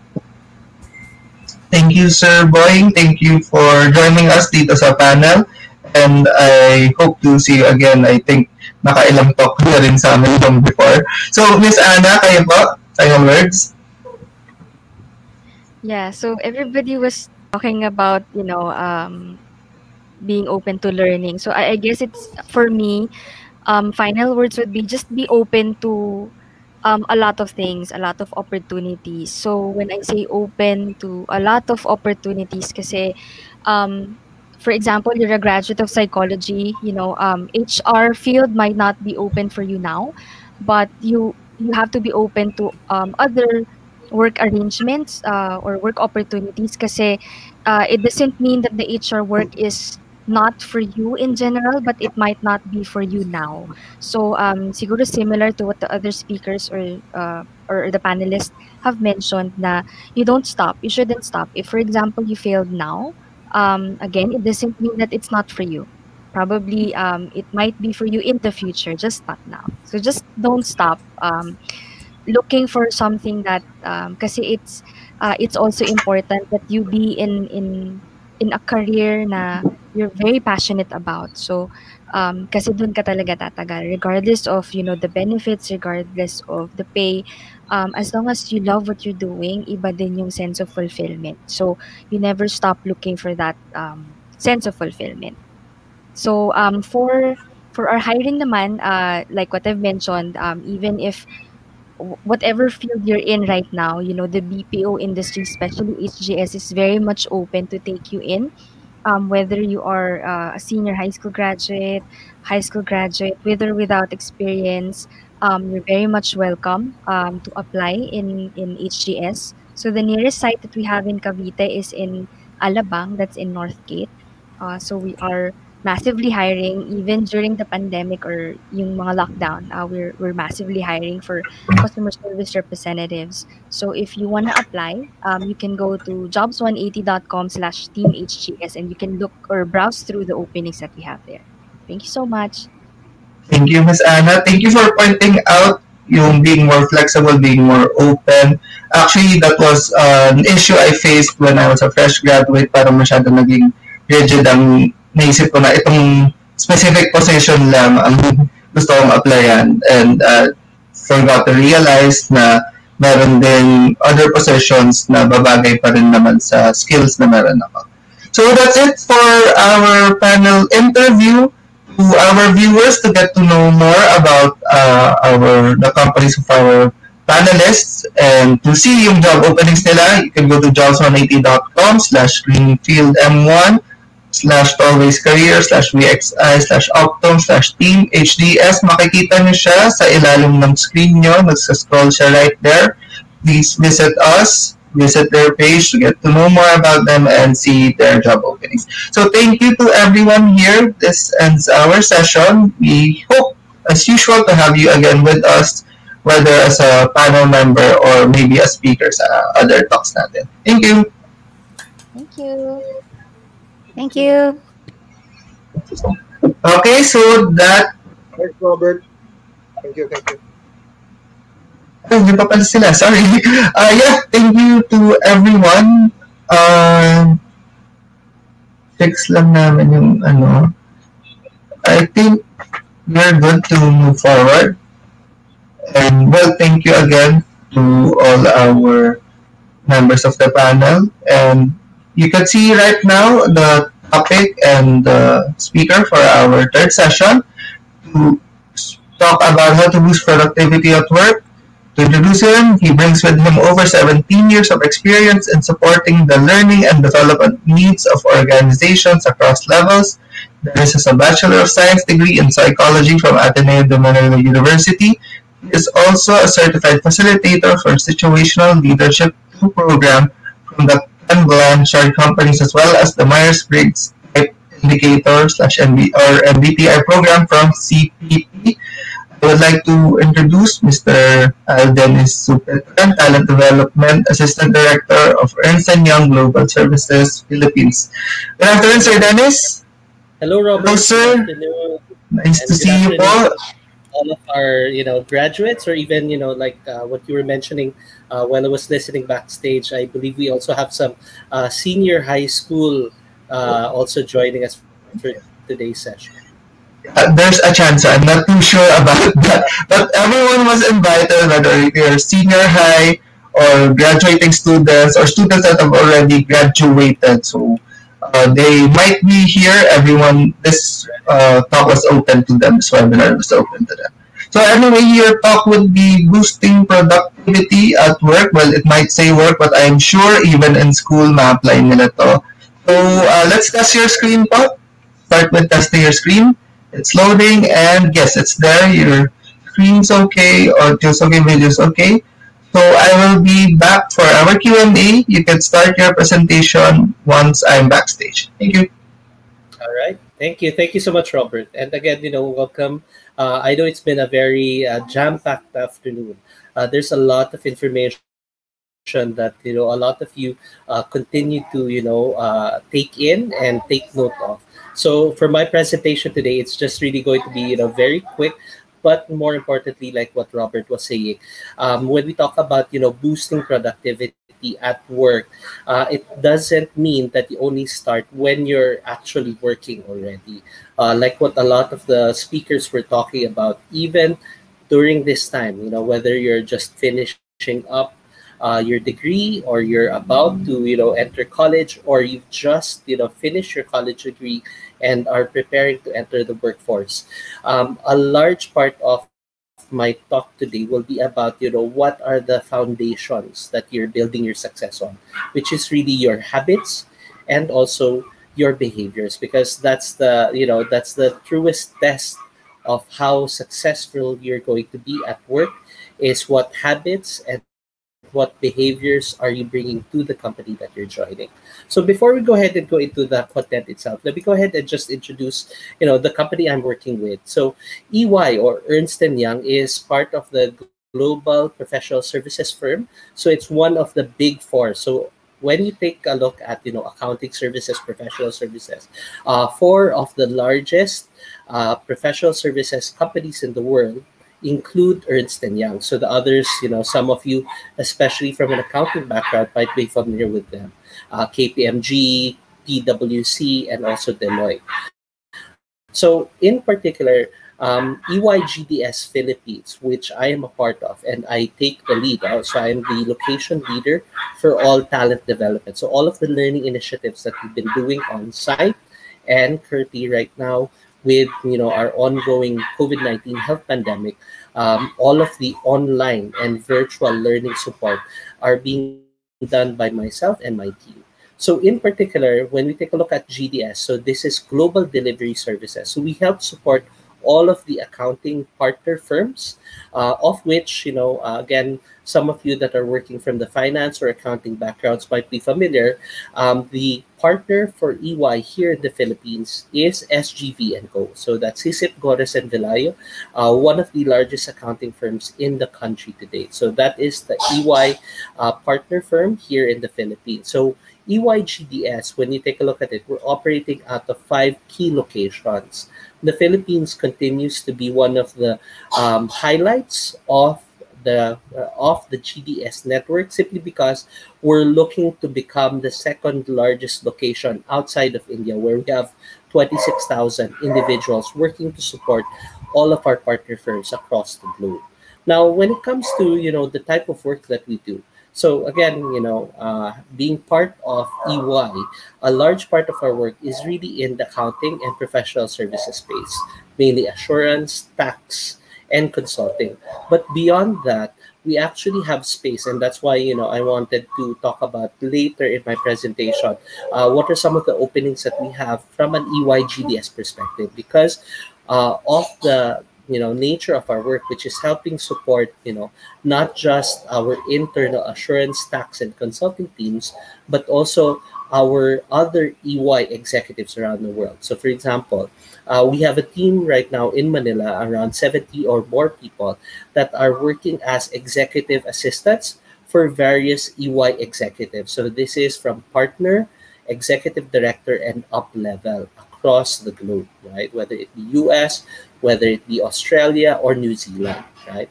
We also have our talent services team. So, for example, maybe you were thinking like what was mentioned earlier, from an HR space, because a lot of companies right now are looking or shifting to virtual work arrangements. There might be not a high demand for that, but in EY we have 100, I believe it's 120 plus team right now and growing, that are providing talent services. So this is doing recruitment work, doing back-end support work like onboarding for various EY individuals across the globe, and not just for our Philippine side. Because when you take a look at this particular side, and the team that I am part of, the team that I'm leading for GDS Philippines, we're part of GDS operations, wherein we help support all of the Philippine-based staff here. And also we coordinate with our other GDS locations to ensure that we have that seamless experience. Now, a large part of the speakers, have been talking about, our new environment, our new normal, right? In EY, I think, and this is a tip. This is my fourth, speaking engagement with Jobs 180, and some of my previous topics talked about, how do we adjust, how do you interview, how do you prepare for your interviews effectively, and for today, what are some of the things to keep in mind when you try or when you want to boost your productivity at work, whether you have a job offer already, you're starting working, or you're just looking for that job. When we talk about EY, and we've been very, very fortunate all throughout this time, not because of how we're structured, or the fact that they gave us laptops, but because a lot of those decisions, a lot of the arrangements that we had is really based off of our values and purpose. And in this case, this is something that's been very critical and very central to EY success throughout this global pandemic. Really has been that focus on our people, because EY does not have like physical services or physical products like one of the speakers earlier for Easytrip, right? Or Greenfields, which is your real estate and property. EY, because we're in that professional services space, our true asset really is the people that we onboard, the skills, the experience that they bring in. And so a large part of the decisions that we've had as an organization revolve around that. How do we support everyone during this unprecedented time? A lot of times, and throughout a lot of the leadership sessions that I've been facilitating for our leaders here in the Philippines, and also for our other GDS locations abroad, for some of our GDS wide sessions, the majority of the talk has been, how do we continue our focus for our people? And a large part of that, and when we take a look at it, is really building that resiliency. So what do we mean by resiliency? In Filipino, you might use the term makunat or matibay. And when you think about that, there's two aspects of it. One is your physical resiliency. So again, like what a lot of the speakers were talking about, and maybe during the start of our quarantine period, right back in March, large part of people were like posting on Facebook or social media, hey, this is the best time for me to get in shape or whatnot, right? And then second is, of course, your mental health. And, a lot of companies are investing in that. But at the same time, when you talk about mental health in the context of resiliency, is how are you able to adapt? How are you able to be flexible enough to adjust to, new challenges, to new situations, but also how agile, right? So again, there's that difference, right, between agility and resiliency. Agility is being able to switch your mindset, right? Maybe before you were thinking, this in this context or in this industry, like for example, real estate, majority of our interactions is face to face. But again, when the COVID-19 health pandemic hit the globe, right, at varying levels, but mostly at the start of the year for 2020, we began to see the effects ripple not just in the local scene, whether it be China or the countries nearby here in Asia, but globally as well. You've seen the company shift over, right? And now for us in Manila, right, 9 months into our quarantine status, because we're still technically under quarantine status at this point. The question now comes up, how do you build and how do you sustain that resiliency, right? Because when you talk about long-term success, whether it be at the individual level or at the corporate level, it all boils down to each and every one of you as individuals. That's why, even if you've not, joined the company, not yet been maybe gone through an interview just yet, you need to be centered and have your strong foundation ready.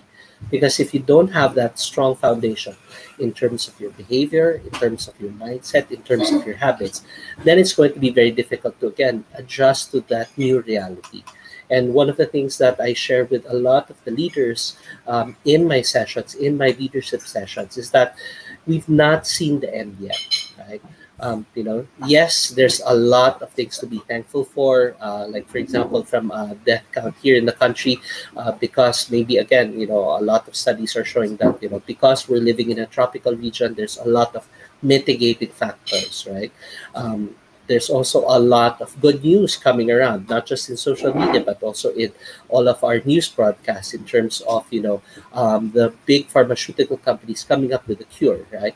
But one thing that I mentioned to all of the leaders in our organizations is that we have to be prepared, not just for, getting back to, maybe a new semblance of normal, or having that at least safety net of ensuring that, all of our people, right now, EYGDS Philippines, we're working at 98% virtual. We have less than 10 people working in our physical offices in Taguig, right?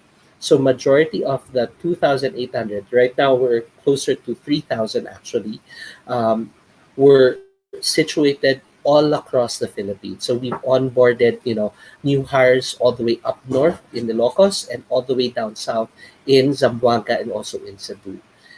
And all of that is now being done virtually because we wanted to build that resiliency, not just, for our individuals, but also for our processes. So a lot of the processes, like all of our sessions right now, whether it be like new hire orientation all the way to leadership training sessions, we're now doing virtually as well, right?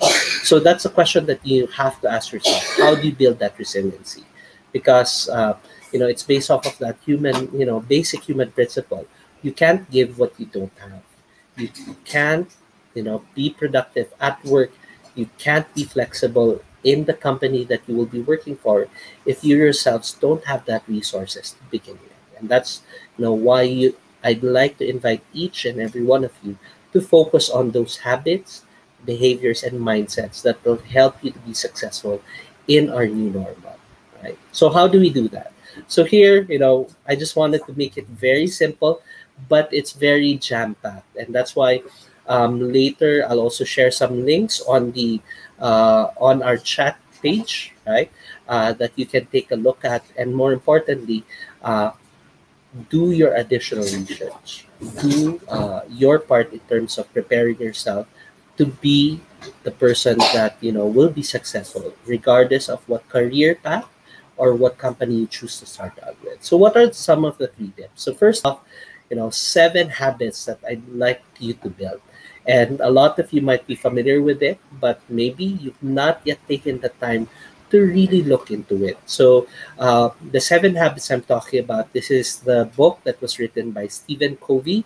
And, from my 17 years of experience, this continues to have, very much valid and very, what do you call this, very much used in a lot of the leadership sessions in terms of building leadership capability, in terms of building high performers in the teams, right? So these are the seven habits of highly effective people by Stephen Covey.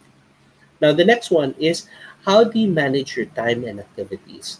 And I'll share some quick tips with everyone in terms of how do you filter that out. Because again, it's easy to say, diba? Parang you're sitting at home, you're with your family, right? And you're doing all of these, applications online.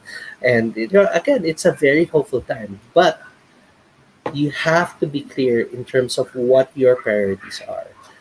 And that's why when we talked about some of the takeaways or some of the final messages from the speakers is really be clear about what your purpose is. And like what one of the other speakers mentioned, also be open to new opportunities. It might not be in an industry or in a field that you thought you wanted to go into, but if you look at the experiences, the skills that you learn in that new field or industry, there are things that you can definitely bring over. And that's what we'll have in terms of look at how you can continue to add value to the company. And not just to the company, but also to yourself. Because again, the whole message of this series is really marketing yourself. How do you market yourself? How do you build, those resources, the experience, the insight that'll help you that'll serve you in good stead when you do finally choose a company. And again, for some of you, it might be the first and only company that you're part of, right? Maybe for others, it might be one of, the series of companies, right? But regardless of, what career path, right? Or what personal path you choose for yourself, when you think about how do you continue to add value, it shouldn't just be with the company, but also to yourself. And that's why the third tip I'll be sharing with you later is really how do you look at and what lens do you use when you look at those experiences, right? So first off, Seven Habits. Again, this is the book, Seven Habits of Highly Effective People. I've been very fortunate enough that, in the companies that I've been with, I also, like what some of the speakers mentioned, I also started out from a corporate perspective, started out with a BPO company, and also worked with Captain BPO, the last of which was with the financial services firm, HSBC, Philippines, before I went into Ernst and Young right now, where I've been with EY for close to 5 years now, right? Now here, when we talk about the seven habits of highly effective people, um, I highly recommend that you buy the book, or again, it's been around since 1989. So imagine that 31 years, but up to this point, regardless of what has changed in the industry, whether it be like, the collapse of, Silicon Valley in the 1990s, right? When you had all of those, technology companies crash, whether it was the global financial crisis back in 2008, and now we have the global, COVID-19 health pandemic that's currently happening. But the reason why this book continues to enjoy, a large following, and even from a company perspective, a lot of companies continue to use it as, basic material, is because this is principle-based training. So when we say principle, these are basic human principles that regardless of race, region, experience or background, these continue to hold true. And that's why when you take a look at it, and I'll be focusing just on the first three at this point, right? Um, these are mindsets that you want to have in place if you don't have it just yet. If you do have it, I highly, recommend going into the internet, take a look at these, various articles that gives you solid tips on how to build the habits. Because for each of the first three, which is, be proactive, don't wait until, you're at that point that you need to apply, right? Or let's say, for example, you're in the company, don't wait until your trainer tells you, oh, you're in trouble, or you need to resign. Don't wait until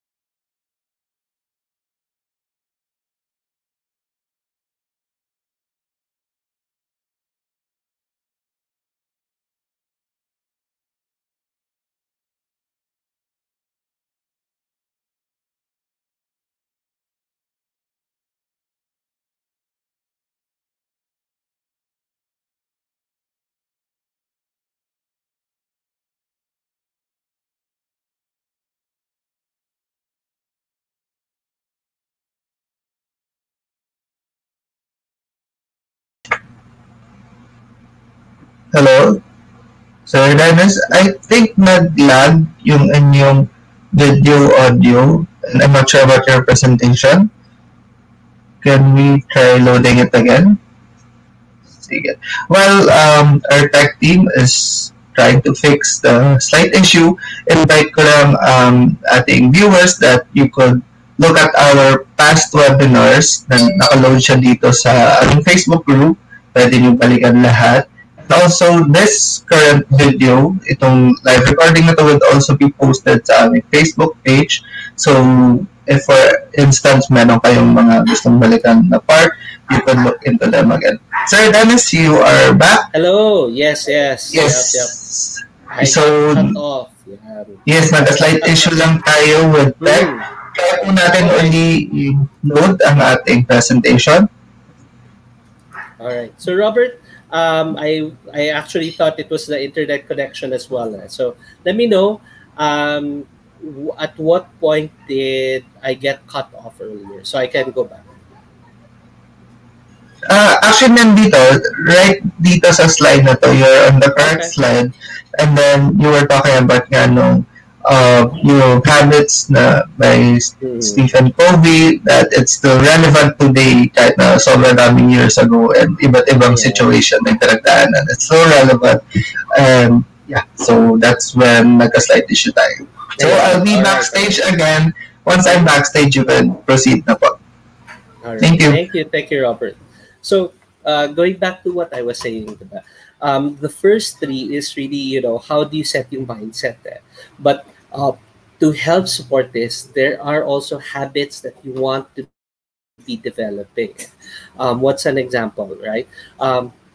Begin with the end in mind. One of the habits that I've had and I continue to do at this point, right? Even if we're working from home 100% ever since March of this year, right? When we had the quarantine status here in the Philippines, right? Has been, before I get into or before I start my day, I take 5 minutes to take stock. What do I need to accomplish? What are my big goals for today? And then, based off of that, I look at the other activities that I have, right? So that goes to, your third habit there. Put first things first. Because if you're not clear as to what your priorities are, then it's going to be very difficult for you to adjust to, ever changing circumstances. If there's one thing that I've learned, working in different, industries, I've had a stint where I worked in Ateneo de Manila University as, a guidance counselor. I also was a volunteer a volunteer worker for JVP Philippines. I also went into, recruitment services, then into the corporate world, like what I mentioned before. But all throughout that, I was very clear about what my priorities were. So even if I was skipping or going to different industries, all of those experiences helped me to build my portfolio, helped me to build the skills that I would use now that I'm working, with EY as the location leader for talent development here in the Philippines, right? So when we talk about those two things, begin with the end in mind and putting first things first, and that's where we'll talk about how do you manage your time and your priorities, right? So when we talk about time management, and a lot of you have seen this, right? When you look at the first column there, differentiating what's important and not important, it becomes very difficult there. That's why when you look at the top categories, urgent and not urgent, one of the things that we say in management training is that if everything is urgent, then if everything is important and urgent, then you're always in crisis mode, right? Because you're operating from that first quadrant. Now, not all that's urgent is important, and that's why you have to be able to be clear about that. Later, I'll be giving you some tips, like when you do find the work that you're entering, whether it's be in the industry that you were envisioning for yourself, or just trying out other career paths, right? The second or the third quadrant is what Stephen Covey, and all of this again is based off of Stephen Covey's materials. It's deceptive because usually when people like our managers, our counselors, or even our clients go to us and say, "Oh, this is urgent," if we don't take that additional step of asking questions, is this important compared to what you asked me to do before? What's the priority here? What's first, second, third, fourth priority? Because if you can't make that differentiation, then what ends up happening is all of the tasks that you have under quadrant 3, which is not important, but because it's urgent, it ends up being needing to be done. So you have everything now bulked up dun sa quadrant 1, which is necessity. And so that's where you begin to have people burning out. That's when you have people begin to say, "Ay, ayoko na, parang hindi ito yata yung gusto ko para sa sarili ko." Right? So when you talk about managing your time and activities, right? Those two other habits, begin with end in mind, and also having begin with first things first. Right? That's going to be important. Now, what's another thing to take note of here? Quadrant number 2, not urgent. But if you notice that tag there, it says effectiveness. If you do a lot, and if you take a look at how you spend your time, if you do a lot of your activities from this quadrant number 2, then you're doing okay. Because Stephen Covey is saying, if you want to continue to grow yourself, if you want to continue and expand your experiences, you need to spend more of your time doing quadrant 2 activities rather than firefighting, which is quadrant 1 and quadrant 3 activities. Now, another thing to note here, quadrant number 4, waste and excess, right? So it's waste and excess because, again, it's not urgent and it's not important. But later, and let's take a look at this slide here, right? Time management, right? So when you take a look at quadrant number 4, diba, it says drop them. But oftentimes, and in a lot of situations, a lot of studies, like for example, I'll be sharing 2 quick articles right now on the chat box, and I invite all of you to go ahead and take a look at it, right? Okay, I can't put it. I'll ask for the admin to go ahead and post it in the main comments page. These are 2 articles, right? And the reason why these 2 articles are particularly interesting is because one of them, the one from, I believe, Bloomberg, was written in April early this year. And the other one is from Asian Times, that is written August of this year. But both of the articles focus on the, one of the fast realizations that a lot of companies and a lot of employees are having as well, is really having that difficulty in terms of resiliency. So maraming nababurn out. Diba? The reason being, work from home arrangements, it's great. However, if you're not clear as to what your priorities are, if you're not clear as to how to allocate your time, what ends up happening is everyone gets swamped. Like in my case, I have 2 kids that are also, beginning schooling. So I have an 11-year-old daughter and I have a 5-year-old son. right? So if I'm not clear about my priorities, it's very easy to get frustrated now. Okay, I'm having a meeting, but like right now, my son is working or playing in his computer just beside me, right? Or in the mornings when I have morning meetings, sometimes I also have to pause and help him out because the teacher is asking me, oh, please click this link, or can you please get your whiteboard, right? So that may be a similar challenge that some of you might encounter when you begin to work. Initially you might think, I okay yung work from home, or okay yung remote working arrangements, right? But if you're not clear as to how and what your priorities are, what Stephen Covey is saying, that's why a lot of people spend a lot of time actually in quadrant 4 activities: trivia, extended breaks, browsing through social media, because they want to de-stress, right? Now, earlier I mentioned, diba, if you work on quadrant 2, if you spend a lot of your time in quadrant 2, you know, um, that is the best solution, and that's a good habit to build, right? But if you take a look at it, certification, self-development, parang ang boring, di ba? And, again, that might be more work, especially for some of you who just, finished 4 years or 5 years of being in school, right? But here's what I'd like to, point out. What Stephen Covey, and if you take a look at, quadrant 2, there's also a point there. It says leisure activities. So here, there's a differentiation. And this is interesting, something interesting that I found out there. Leisure activity in quadrant 2 versus yung pleasant activity in quadrant 4. What's the difference? If it's something that you're passionate about, if it's something that you're truly interested in, it can be energizing.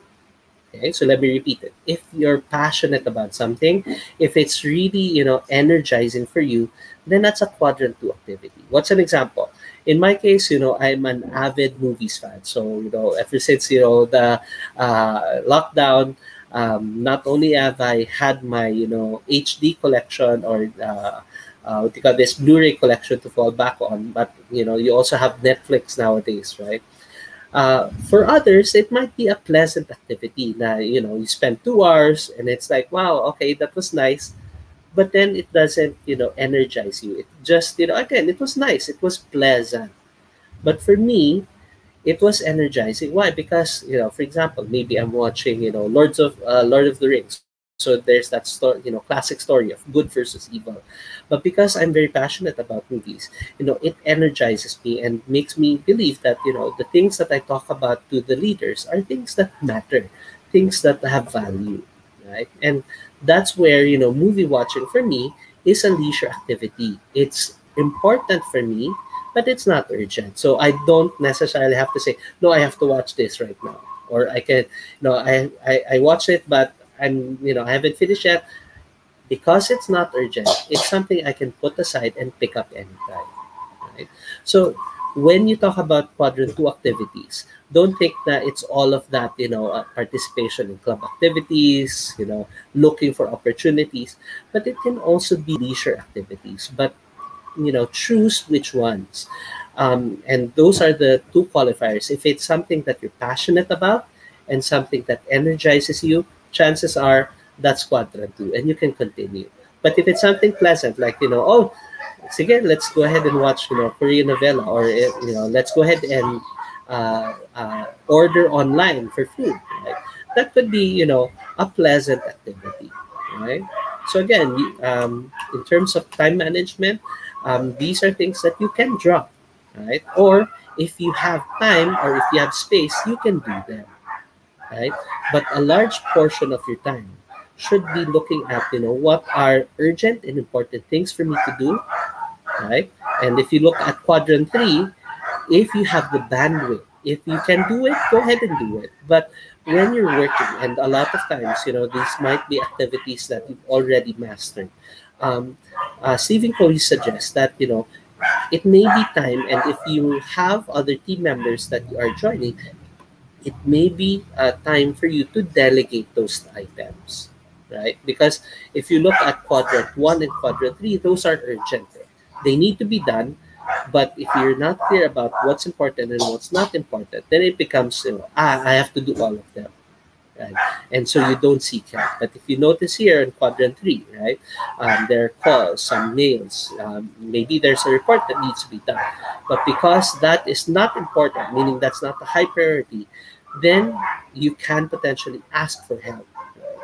So maybe you might ask your manager, right?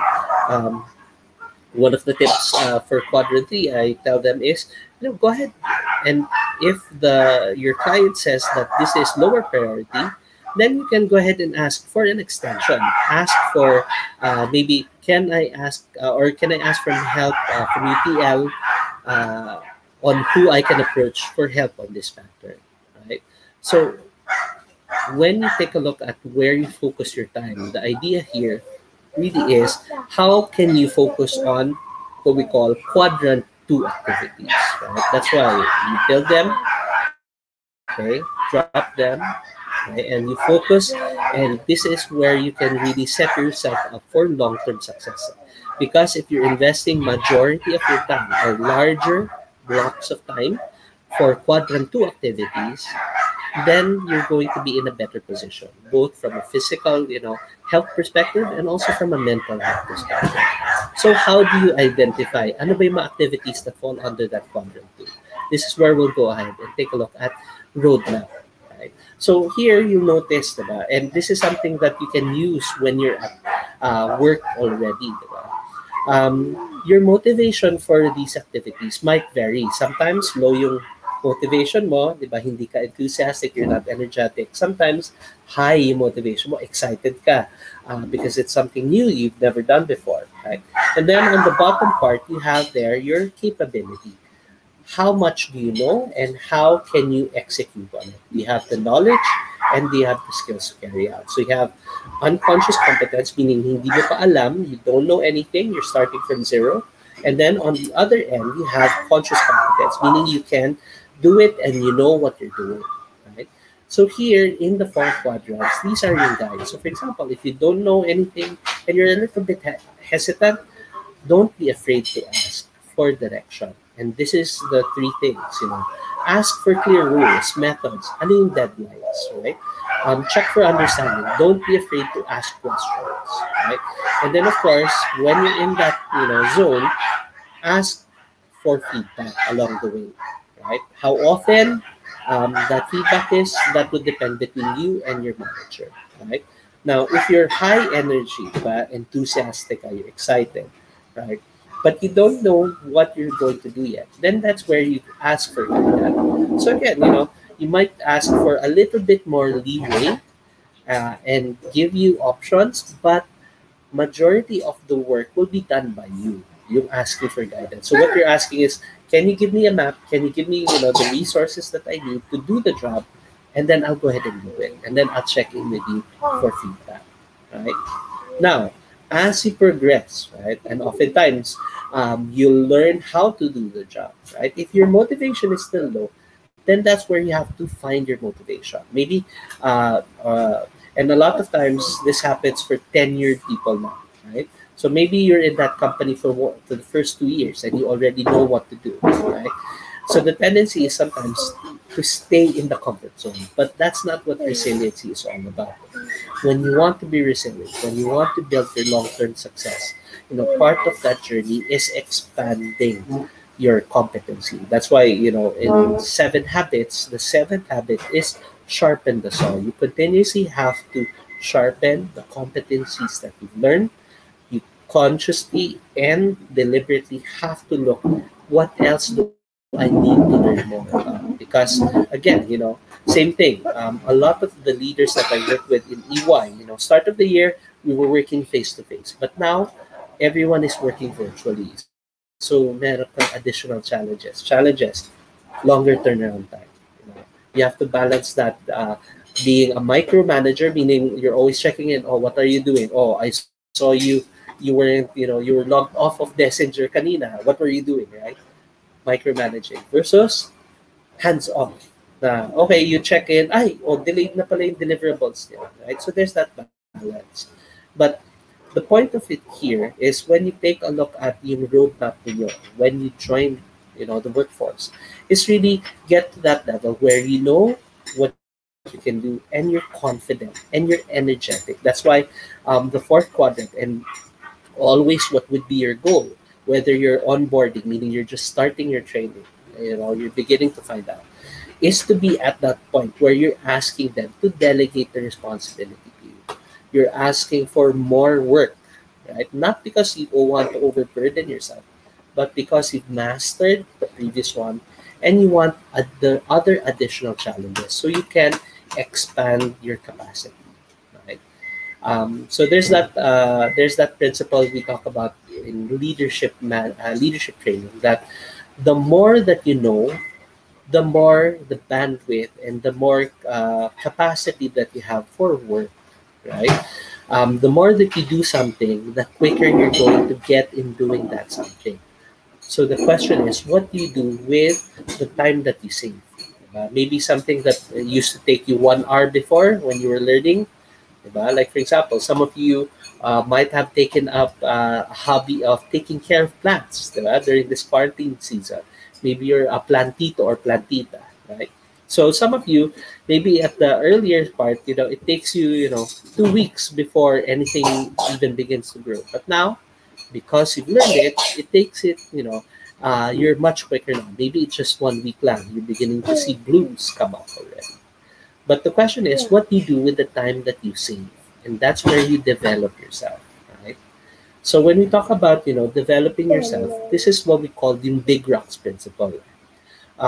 So Stephen Covey had this, very powerful video, and I'd like to invite everyone to also watch that. Just type in your YouTube account, Big Rocks, and then Stephen Covey or Big Rocks 7 Habits. You'll immediately get those videos. So here, what Stephen Covey is asking, he has several big rocks: career, family.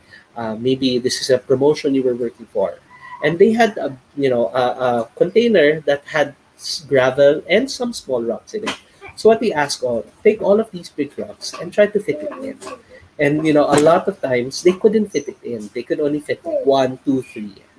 Why? Because they were already trying to cram something that was already filled. And that's what, when we talk about begin with the end in mind, what Stephen Covey is asking, if you really want to prioritize, put first things first. When you look at your calendar, maybe now your priority is learning these online tools. And that's one of the tips that I'll share later, diba?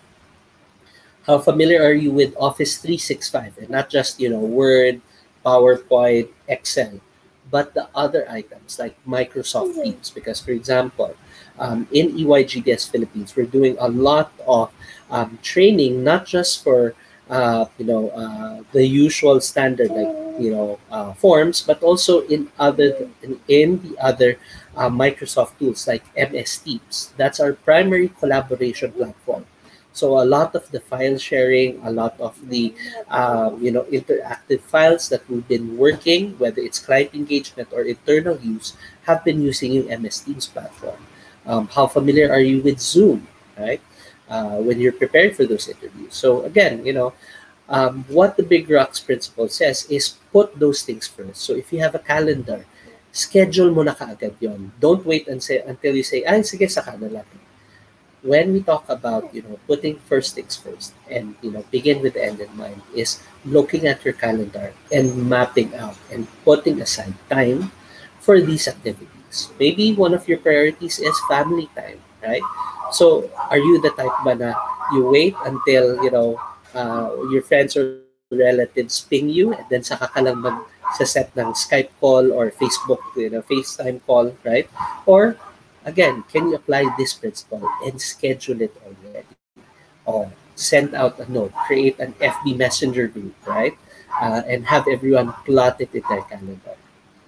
Because once you have that, then everything else, the small rocks, which is mga filler activities. And oftentimes, like what we had earlier, diba? Quadrant 1 was urgent and important. Quadrant 3 is urgent but not important. So a lot of times, dun mo na malalaman saan mo isisingit yung quadrant 3 activities na urgent. Because you've mapped out and plotted all of those big rocks already. Right?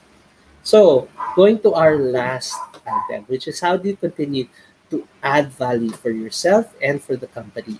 Now, when you take a look at it, and this is where your skill sets really come in, and that's why I'm a firm supporter as well of what one of the previous speakers talked about in terms of be open, right? Because these skill set, especially the transferable skills, you can learn in any industry, not just the industry that you think or you wanted to start out with, right? So what's an example of that? So you have project management, right? Maybe right now, during the height of the pandemic, or even maybe you have friends or relatives that were in the hard hit areas from the recent set of recent typhoons that we've had hit the Philippines. So maybe you organize, relief efforts, whether it's, big scale or large or even small scale, but just for your barangay, right? But that in itself is an opportunity for you to learn project management skills, community building, networking, diba? How do you use yung platforms? Did you use Facebook? Did you use Gcash? Right? Did you use, did you have Paymaya account set up so you can, gather in donations? Those are transferable skills. But the question is, are you recognizing where you're picking up those skills in? What situations, right? Same thing, diba? Let's say, for example, that family gathering I was talking about earlier, diba? Maybe ikaw yung organizer for yung mga family reunions, like especially just this start of November. All of the cemeteries were closed, right? Because of, again, COVID-19 health precautions, right? So maybe you organized parang family undas, where all of you got onto a platform, whether it be Zoom or Facebook or any other social media platform. So again, those are transferable skills, right? Even when you're preparing for interviews, how familiar are you with the digital tools, with digital platforms? Do you have accounts set up already for Zoom, for Microsoft Teams, right? Because those can help you, and those can be skills that you carry over, whether you're working in a BPO company, whether you're working in, let's say, for example, a services company like Easytrip earlier, or even if you're working in a real estate company, right? So all of those, and the tip that I have here is really, whenever possible, increase your transferable skills, because these are, skill sets that not only will the company benefit from, right, but you also benefit from, because those are skills that you bring in, regardless of what work you're doing, right? And that's why, whereas non-transferable skills are important. Don't get me wrong. Non-transferable skills, technical skills, what system do you use? What type of headset do you use? Those are important. But again, when you look at, how flexible, how agile you might need to be in this new environment that we have, those non-transferable skills might be a liability in the long term. Those are important, yes, to do the job, but if you're looking to be resilient, if you're looking to increase or boost your productivity in whatever industry that you find yourself in, then that's where you focus on your transferable skills. Okay? So what's the last piece? And this is sharing about, I talked about some of the opportunities that we've had for GDS Manila, but these are some of the items that we have from the assurance, consulting, tax, and also core businesses space. And that's why, if you want to learn more about EY, you can actually visit the EY career site. So you can just type in EY GDS Philippines career site, and you should be able to go ahead and access that, right? Now, also for Jobs 180, the current existing job openings that we do have, it's accessible through that particular link. And again, I wish everyone the best of luck, and I hope that each and every one of you continue to stay safe and healthy. And again, even though there's a lot of challenges that are facing all of us right now, there's also a lot of opportunity. And that's where, again, you have to choose what mindset will help you to be the most resilient individual, so that you can really set yourself up for success. So thank you so much, everyone. I hope you enjoyed the presentation today. I'll go ahead and ask Robert. Hello, sir guys. Thank you. Thank you for your presentation and thank you for sharing your links. I'm not sure if you can see, but they are on our comment section already. So Mhm. to our viewers, please look into these articles na nilink ni Sir Dennis. So thank you for that, sir. Unfortunately, we don't have that much time for Q&A, but this question I think is important to address because you mentioned about doing stuff for yourself and then a Mhm. bit about supervisors. What about if your productivity is being affected by the other people in your office? So that's a Mhm. common problem that workers face. Like they're Mhm. trying everything to remain productive, but someone is, I don't know, masyadong maingay yung iba, hindi Mhm. ginagawa yung work for the team, so on and so forth. All right, all right, and that's why in EY what we have is what we call yung courageous conversations. Eh. That's why it's important when you choose yung company to join. It's a company that really lives out its values. Eh. Because oftentimes the reason why, and I've seen this not just in EY but in also in other organizations when people are unclear, meaning kasi diba, even if you have policies in place, right, people will follow behavior. Eh. That's why the leaders are always important. Eh. Because if you have leaders that show na willing silang makinig sa'yo, diba? Let's say, like Robert, you mentioned, you have seatmate na medyo maingay nga, diba? So if you don't feel comfortable, if your manager doesn't make you feel comfortable to talk to that person or to have that conversation with your manager in the first place, then nothing's going to change. So that's important eh, di ba? Ano ba yung culture na meron yung company na sinalihan mo? Does it allow for these open conversations to happen? Okay.